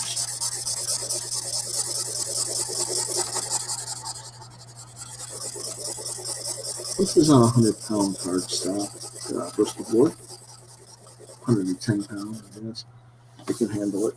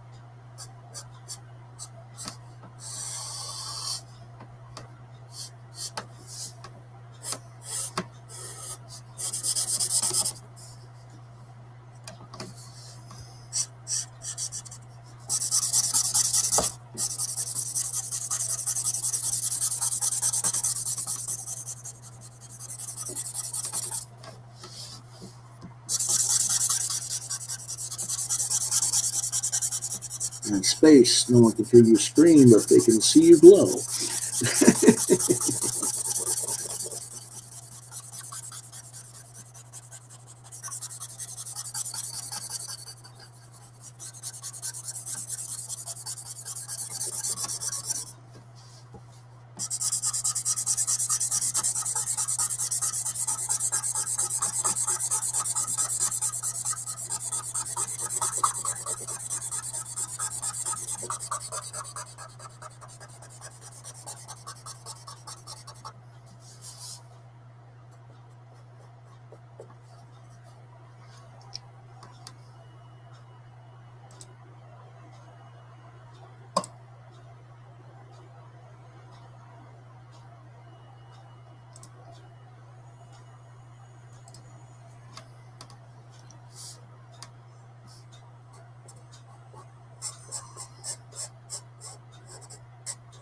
It's kind of weird. I got a lot of people reacting still to yesterday's posts from, like 12 to 16 hours ago, and they're not replying to my posts on my Facebook page about this podcast. How far behind are you in your feed? But oh well. Maybe that means they'll all come watch the show on the replay. That'd be nice. It's not like you have to watch the show live, guys. You can watch it on the replay anytime you want. I'll leave them up as much as I can, as long as YouTube lets me.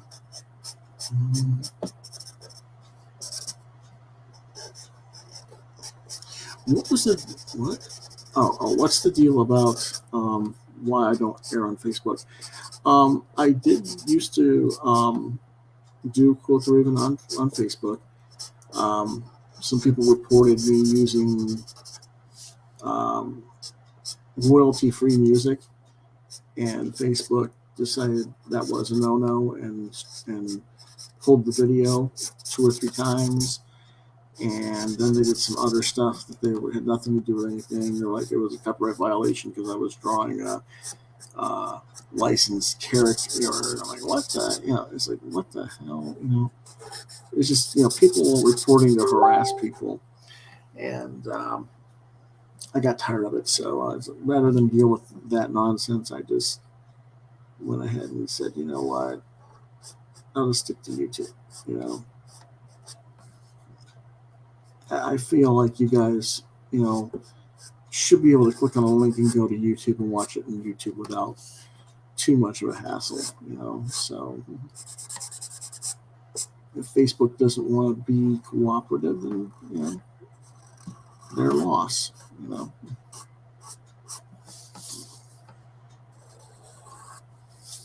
But it did affect some of my viewership. I think it cut my viewership down by about 20%, maybe. which wasn't ideal by any means, but I'd rather have 20% fewer viewers on YouTube than get banned from Facebook over stuff because some hammerlegger's gotta stick their nose in where it doesn't belong.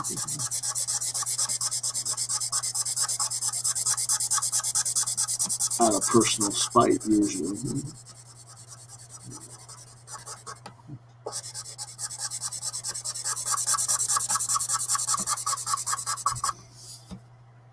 We're almost done with this.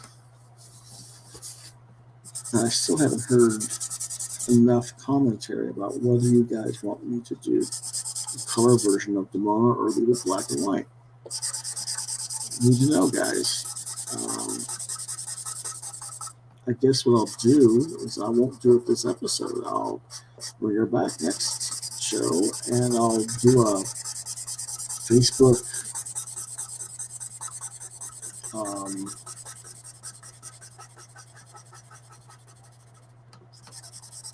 Facebook poll, or maybe a poll here in the meantime after the show.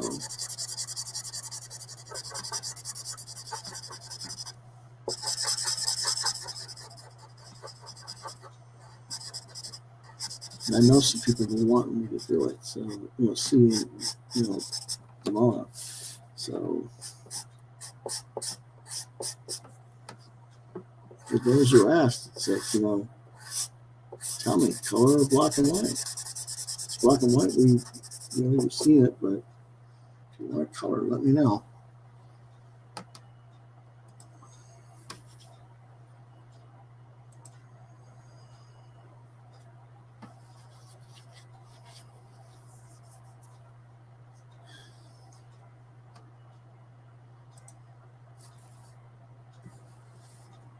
Oh, wow.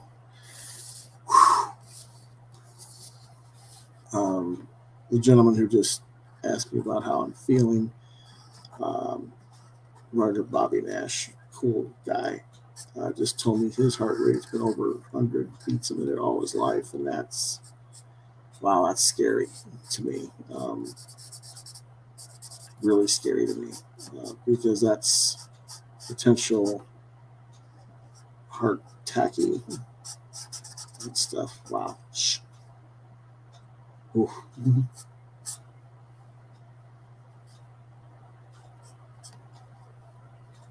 But he is quite a heavy-set fellow, and the heavier and more obese you are,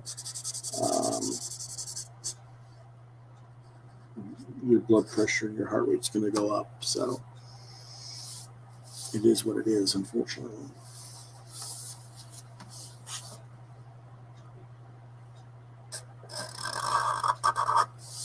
Okay, we're almost done here with the background.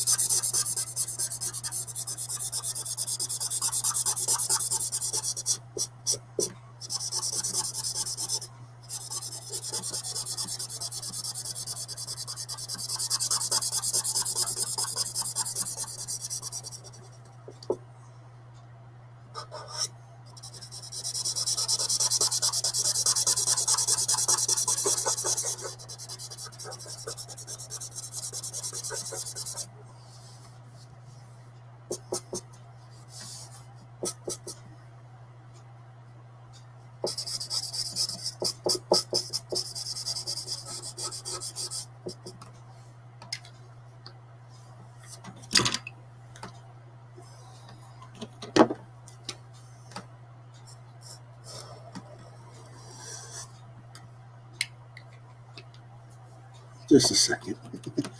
Let me. Now I'll wait.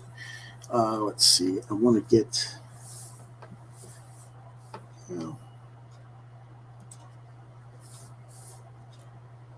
Yeah.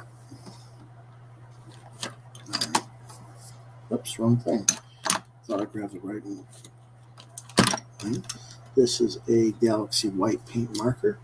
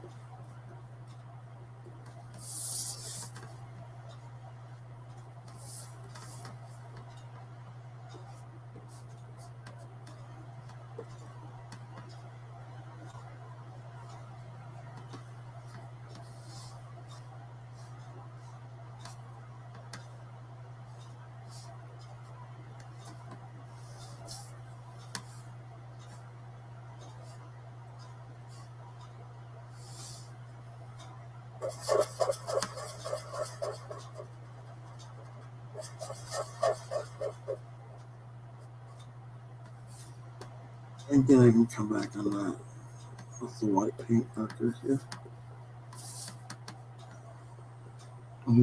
I've got some fresher ones in this one. So I'm looking a little more white. This nose. But I think I can also put a little bit of a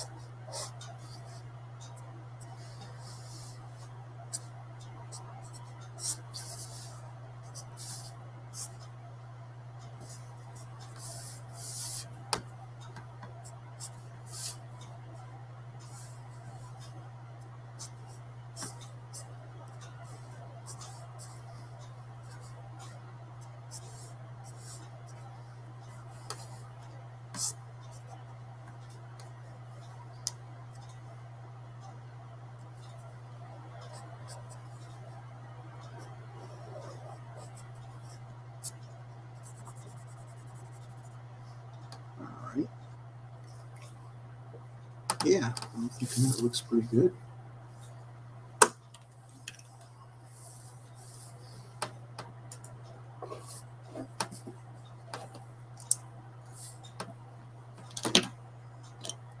Tell me what you guys think.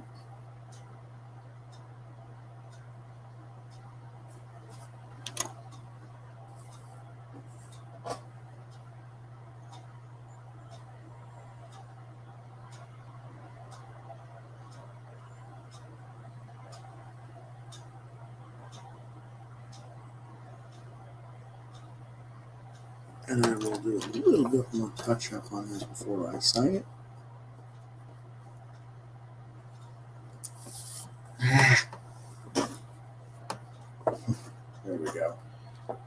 tripod for my camera wanted to collapse on me instead of set things up. What was I going to do? Yeah, okay. I'm going to step away from the PlayStation for just a moment. I'm just going to do this here, like that.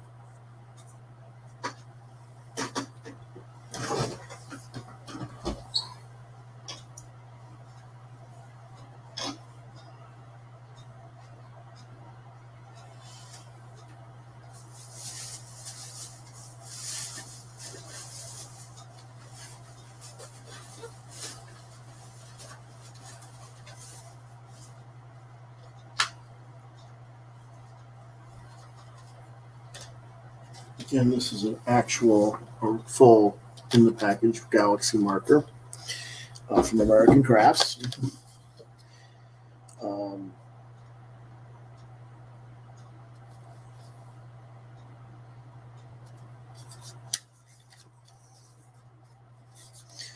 I would prefer to get the Pentel brush pen, or not brush pen, but Pentel whiteout pen that Aaron Presti and Brohawk Williams have used on their channels, but I haven't been able to get one yet. I'm going to have to special order it apparently and get it shipped to me. The stores locally here in Columbia have them, which I think is foolish, but typical at the same time. Let's see here. I can get this to be a little bit cold. Okay.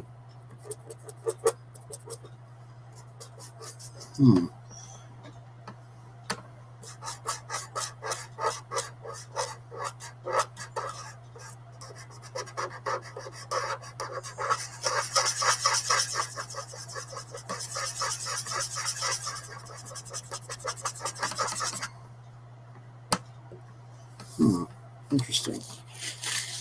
Brand new, it doesn't really want to work.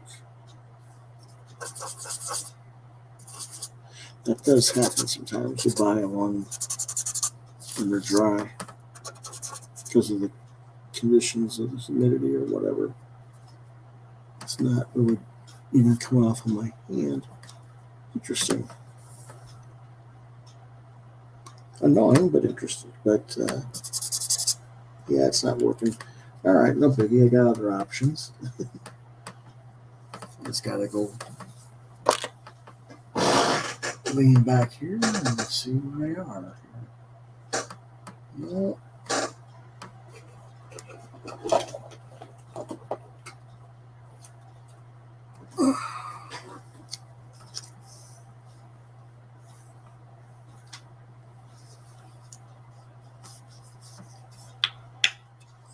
I was hoping I wouldn't have to do this, but now I gotta stand up for just a second. There we go. What I got here is acrylic white paint.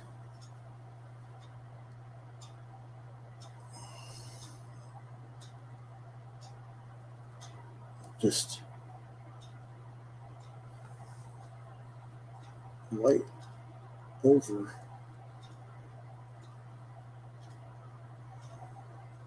that section that was going to be a planet or a moon. In this case, it's a moon.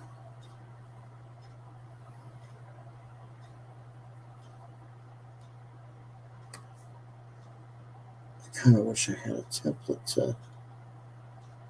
I could grab a template and do it. In fact, I might in a little bit, but I have to wait for this to dry since it's acrylic paint now. And what I'm going to do in this area, as you can see, it's much wider now. What I'm going to do eventually is go over this with a technical pen over the whited out area and put like the moon texture. The craters and stuff like that in there. I want to get this one up here wider as well.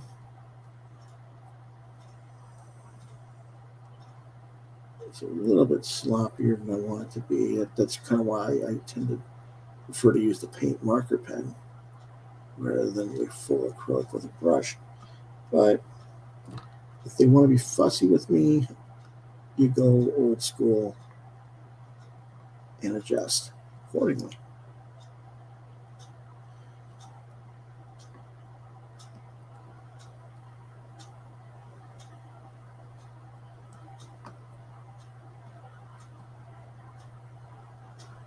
All right. Now, while I'm waiting for that to dry, I can also do a little bit of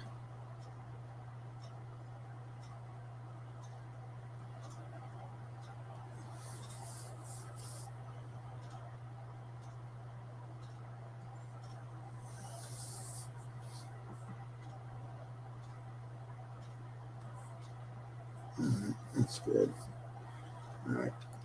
Now I don't have a water cup, so I'm gonna go rinse this brush out so that the paint doesn't wreck the brush hair. I will be right back.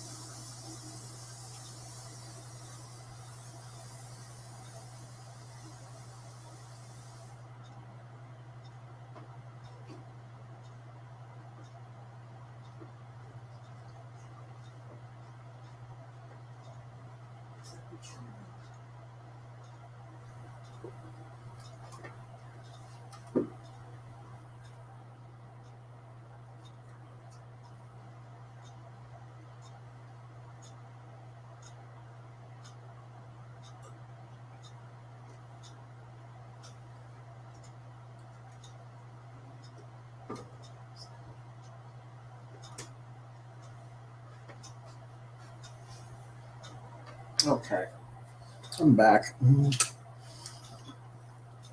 Sorry about that. Give this a few minutes to dry. In the meantime, we got about 20 minutes here before we close, but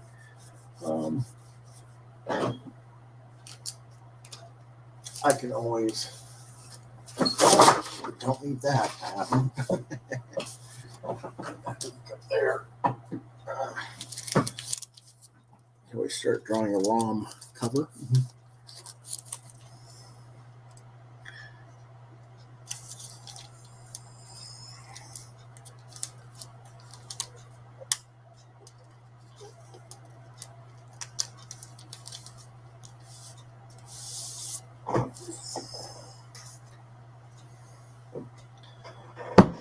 Oops, let me do that. Grab a pencil, get to work.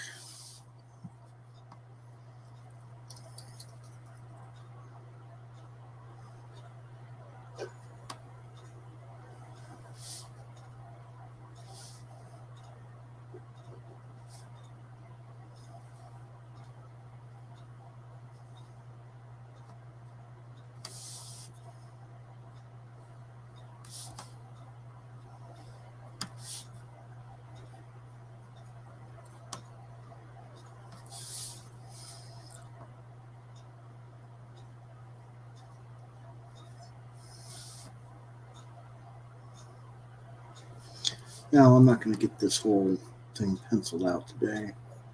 In all probability, I'll probably do a little bit more off camera.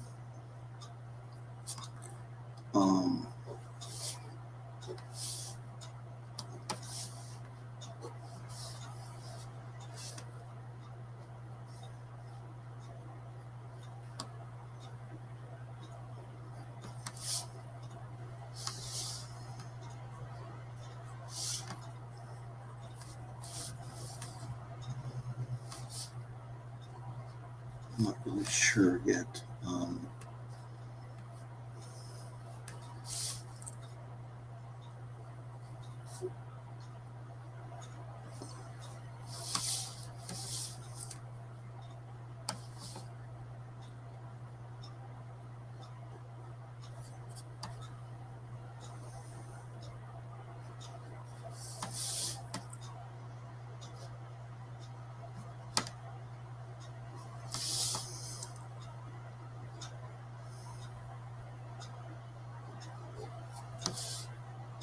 Yeah.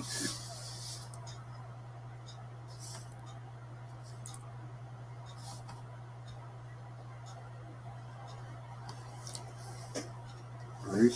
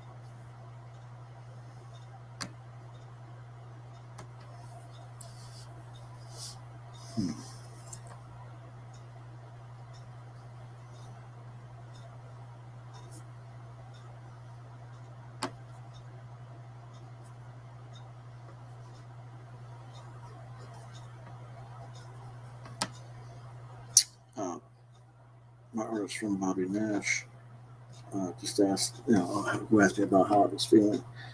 I mentioned that my heart rate was back down below 100 where it's supposed to be. He was like, "That's nice." I've had it over 100 all my life, and it's like,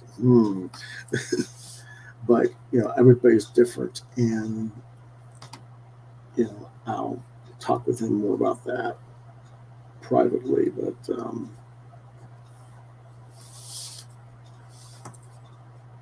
usually, if you're over 100, it's not good. Um, but a lot of people who are bigger, who have been, heavy set all their lives, their body does adjust, and as long as your blood pressure is down, you're not at risk of cardiac issues per se. But you're not. I mean, and I'm obese. Don't get me wrong. I'm way overweight. I need to lose about 50 to 75 pounds, believe it or not. Um, Mostly because I'm short. But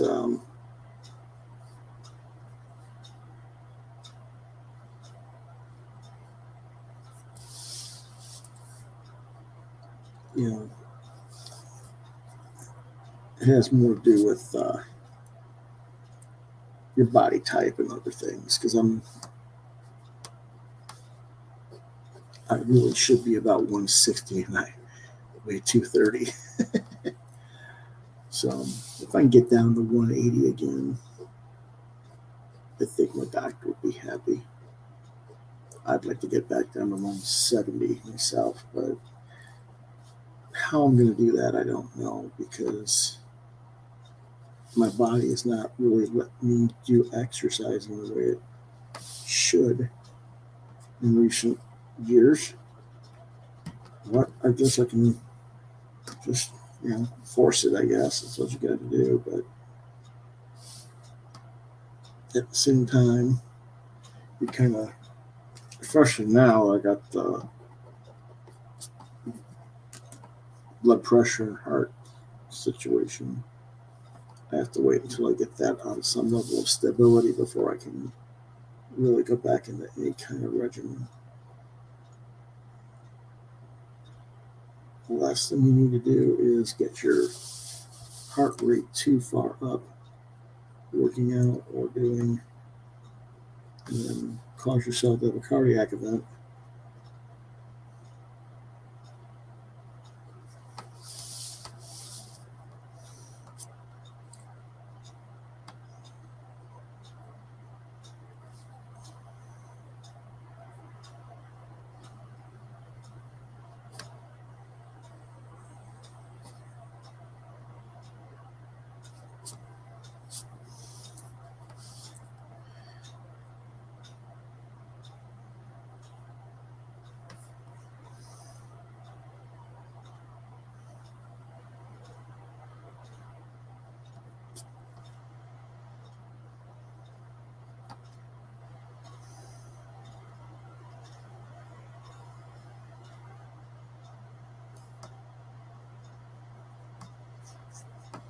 What are you going to do about that pen that doesn't work?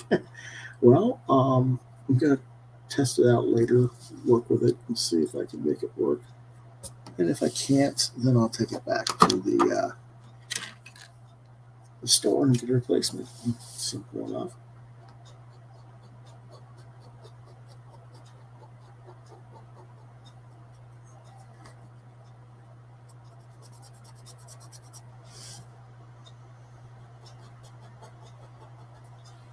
So here's one of those things where I'm going to go back to the whiteout. This is why I wanted a Pentel brush pen. But what did I do with that? No, that's something else. Okay, what did I do with it? I don't know. Oh, well. Just a second.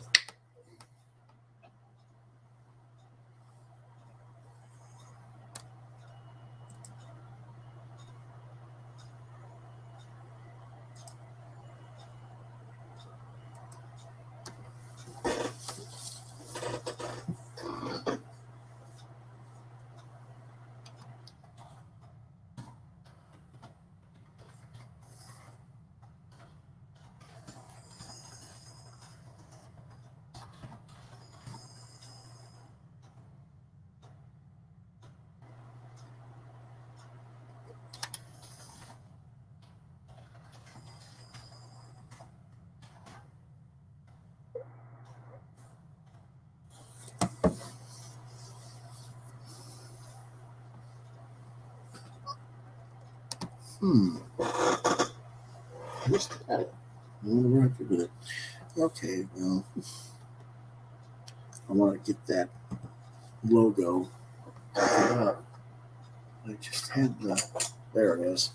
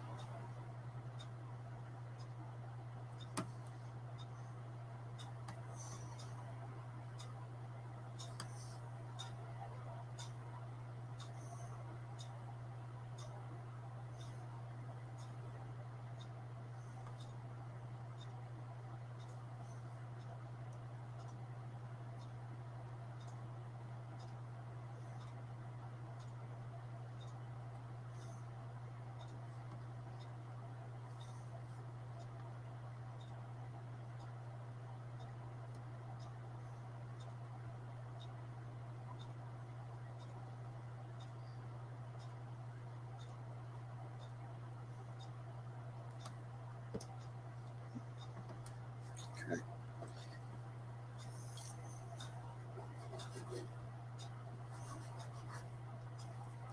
All right. That covers up that hand.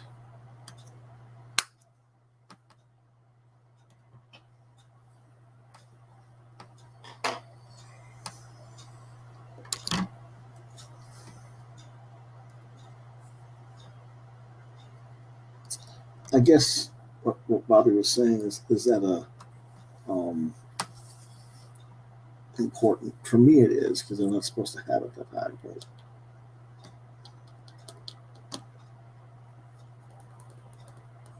It doesn't necessarily mean a reflection of anyone else's.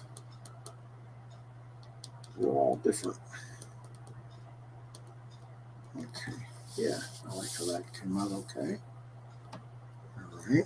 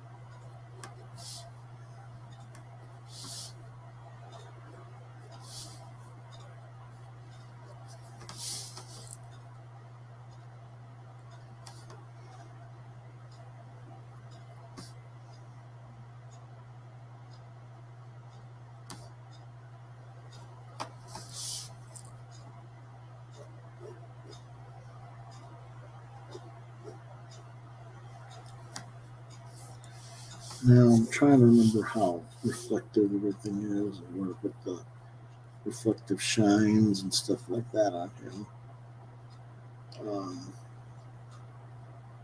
I may come back to this later for that reason.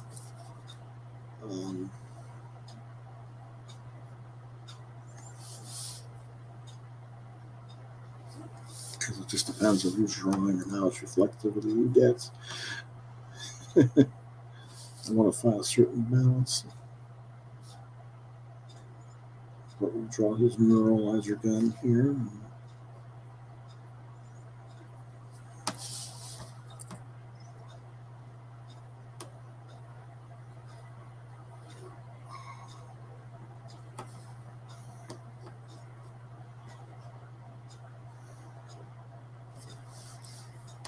Okay. Get the rock that he's got one leg up on.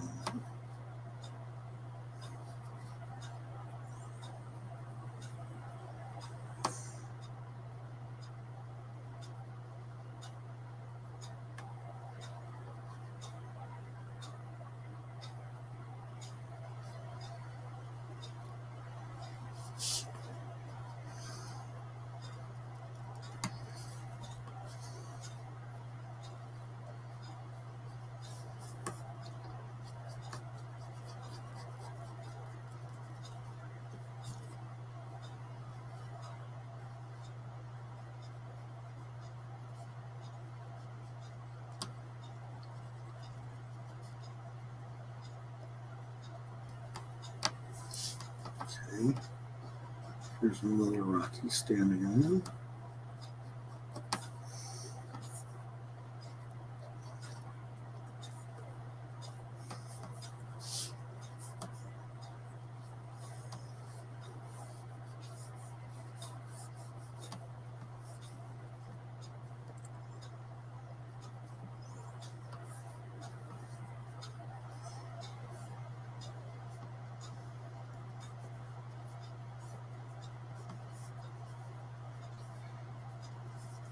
Kind of standing on an alien world of sorts.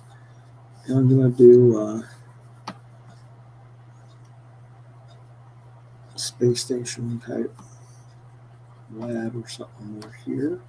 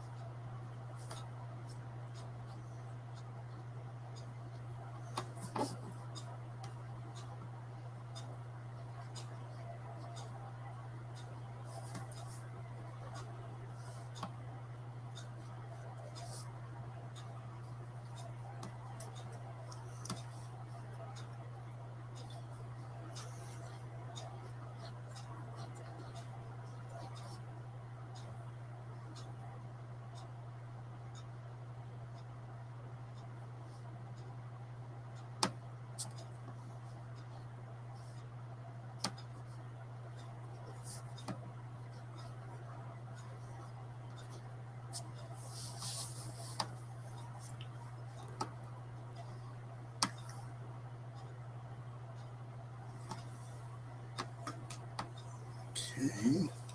Get a regular number 2 pencil here. Do my little curvy dots.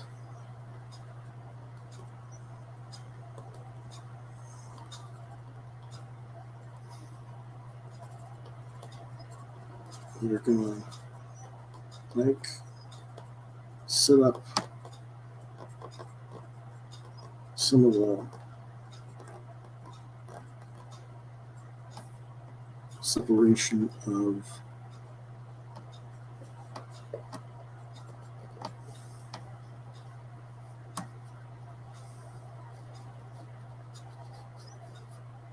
different space area in the background.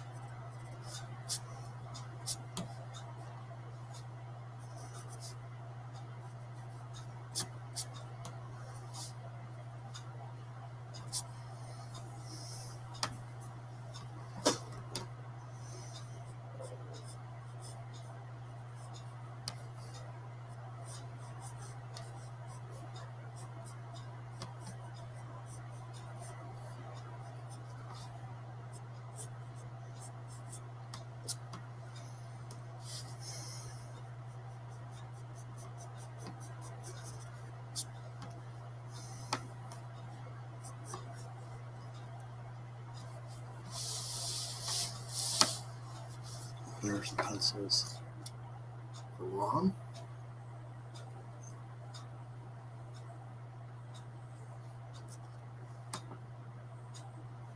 Get a little bit closer in.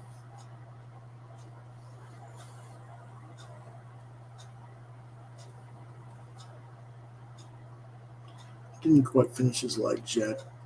I'm gonna take some chanced here and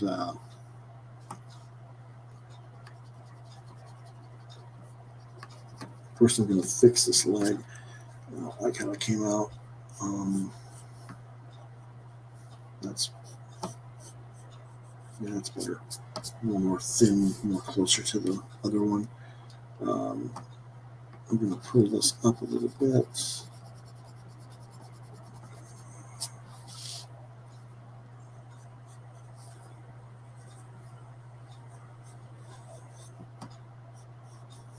Yeah, it looks better. It doesn't. It doesn't. I can't get the. There we go. There we go. All right.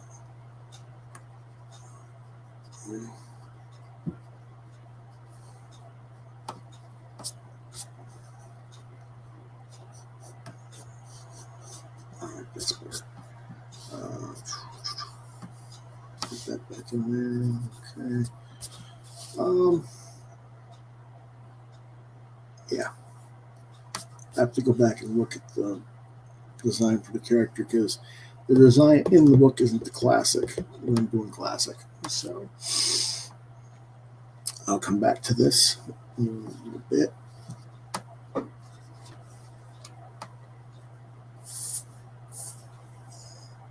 Let's go back to our alien real quick.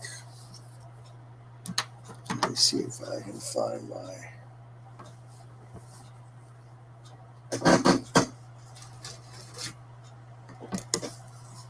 Okay.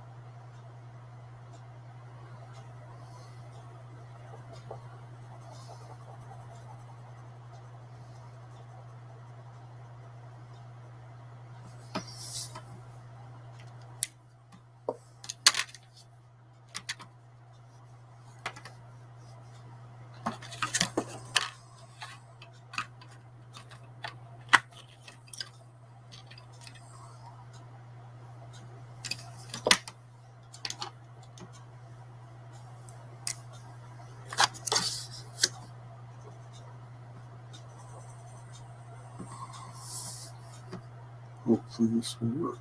Yep. Cool.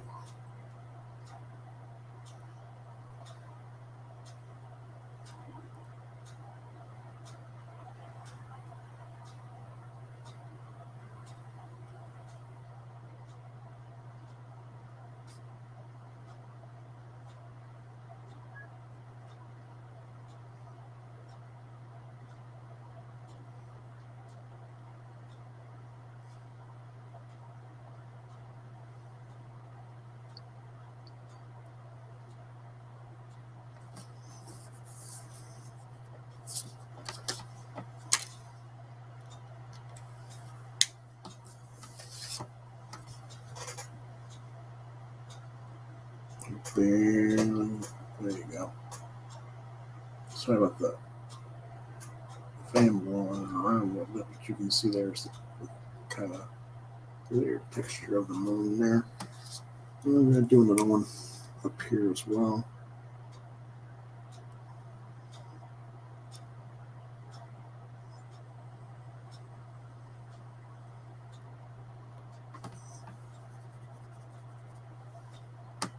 And I think that's done now. So let's go ahead and get a different pen here. Graphic will do.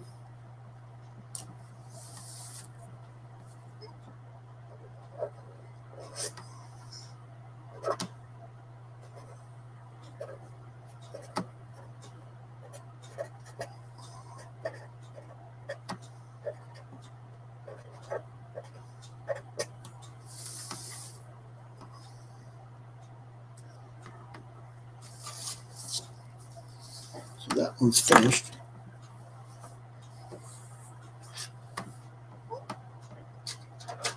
I never did hear from folks about Demona, so I don't know what you guys want me to do. I guess I'll color it next time because it's after 4 now. But let's take a quick gander at this.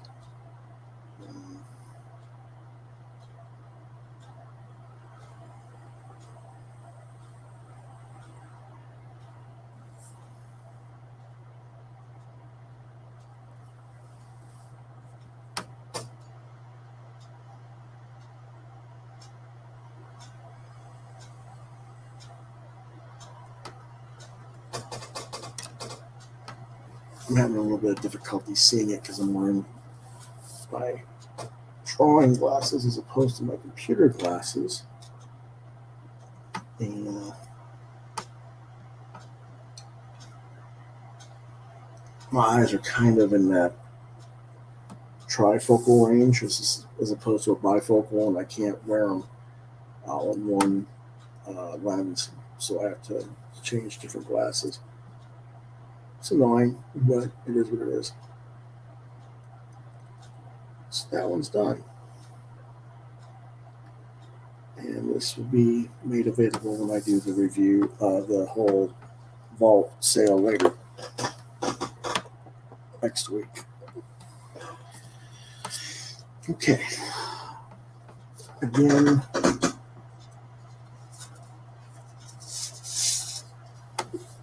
do you guys want this as is, or do you want it colored? This is Demona from Gargoyles, the Disney cartoon from the 90s. Let me know what you think.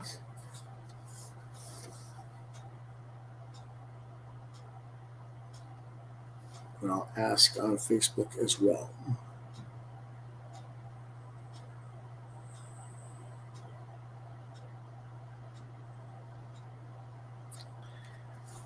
And when I get an answer, then we'll adjust and see what we got. Alrighty. I think that'll do it for today because 3 hours is starting to bother me. That has to do with the blood pressure too. It turns out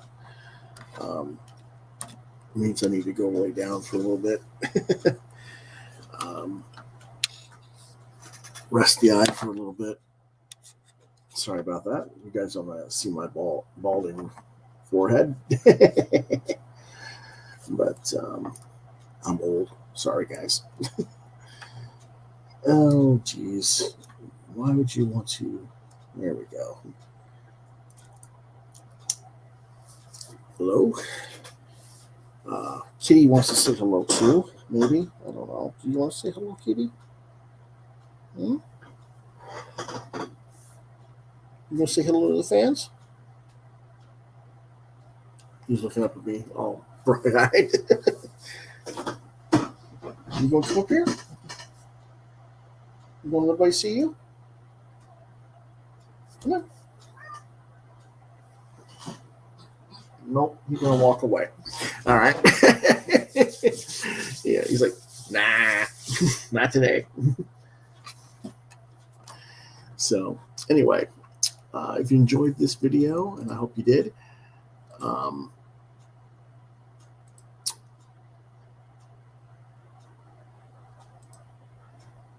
hold on a second. Now he's going to play games with me. You want up here? No, you're going to walk away. But what he wants me to do is get off the internet. That's what he wants. Anyway, people have been asking, given the circumstances, what's going to happen with my store appearances later in the month. There's the kitty. See him? Yeah. I'm going to get up here. Come on. Come on. There you go. There's our kitty. There's our mascot. Captain Midnight. There he is. Everybody wants to see the kitty. Yeah. He's the star of the show, not me. But anyway, lay down. Good boy. People have been asking me about the events that have been recently announced that I was going to be doing later this month. And so, yes, my sponsor, Scratch and Spin Music, Comics, Movies, and Games store here in Columbia, South Carolina. They have an exclusive screening on the 17th. That's 2 weeks from now. And 8 p.m. I will be there unless my doctor advises otherwise. I won't know until Tuesday, but I will ask him about that. I don't expect there to be any issue, but we'll talk about it and make sure, get that clarified. If you are in the Columbia, South Carolina area, they have limited seating. Tickets are $9.99 a ticket, and you get them only at Scratch and Spin. Contact the store for details at 803-794-8888. Or you can check with them on Facebook or Instagram at Scratch and Spin. I believe it's Scratch and Spin or Scratch and Spin Comics. But anyway, I do plan on being there, and I hope to have an exclusive poster for that drawn and printed by then. So there's that. Also, the following day on the 18th, I will be at the store itself, probably from like 11 to 2 or 12 to 3 or 12 to 4, something like that. 2 or 3 hours, and if things are going well, I'll stay a little bit longer, but depends on traffic that day in the store. And so that'll be that. Again, that's still a go unless my doctor claims otherwise.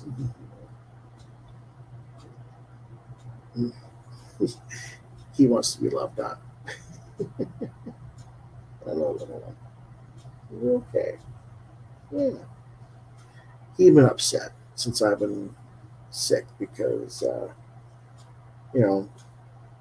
when you're rushing me out of the house to go to the hospital or to the doctor's office and then gone all day, in the middle of the night, you leave at 1 o'clock in the morning. That's not a normal time to leave the house, so he's been kind of like, what's going on? So he's a little bit, I'm here, love on me, don't leave me. Can't say I blame him. I'm not ready to leave you, little one. Alrighty. But if you liked this video, and I hope you did, then do me a favor, folks. and or you think others might watch it and enjoy it, please hit the like, share, and subscribe buttons to continue your content from my channel. As always, I thank you for watching and for your support. Whether you watch the show live or you watch it on replay, it doesn't matter to me. Views are views. So, do me a favor and do that for me. I appreciate it. In the meantime, you can reach me on social media at Facebook at Lewis.BrightRaven, on Twitter at LewisBrightRave2. To see more of my artwork, deviantart.com/BrightRaven. You've been watching Quoth the Raven, Lewis BrightRaven on YouTube. If you have questions, you want to commission artwork based on what you saw today, or you go look at DeviantArt or other places, my Facebook page has artwork as well. Or you want a topic of discussion, maybe on a channel in the future, Quoth the Raven LBR72@gmail.com is the address to reach me at. And if I don't get back with you in a day or two, try LewisBrightRaven@yahoo.com. Now, I do need to bring in a point on this. There we go. When it comes to topics of discussion in the future, like I said, I'm not really doing some of the shock jock type discussions. And so I'd appreciate it if you didn't email me stuff for, like Comicsgate or any of that stuff that's well, what do you think about this product? Doesn't it suck? Type thing, because I really don't want to do that negative stuff. I don't want to go down that rabbit hole. It really does drive my anxiety up. It drives my blood pressure up. So I'd like to if you have something that you want to share with me that you think is a positive story, that you think is a cool comic or something and that I haven't seen, maybe, that's great. But please don't bring me email about what so-and-so creator said on their social media that you don't like or something like that, because I see enough of that and go down that rabbit hole enough on my own social media. I don't need people bringing me that.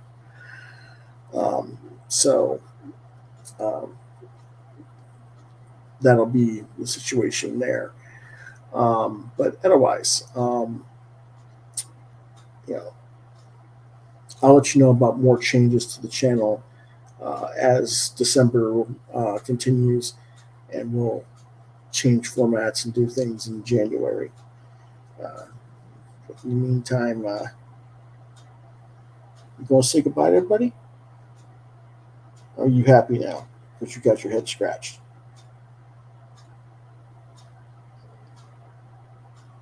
No, he wants his head scratched some more. Cats. Alrighty, folks. So that's the situation, and thanks for watching, and I'll see you guys probably sometime tomorrow with another live draw. Until then, have a good day.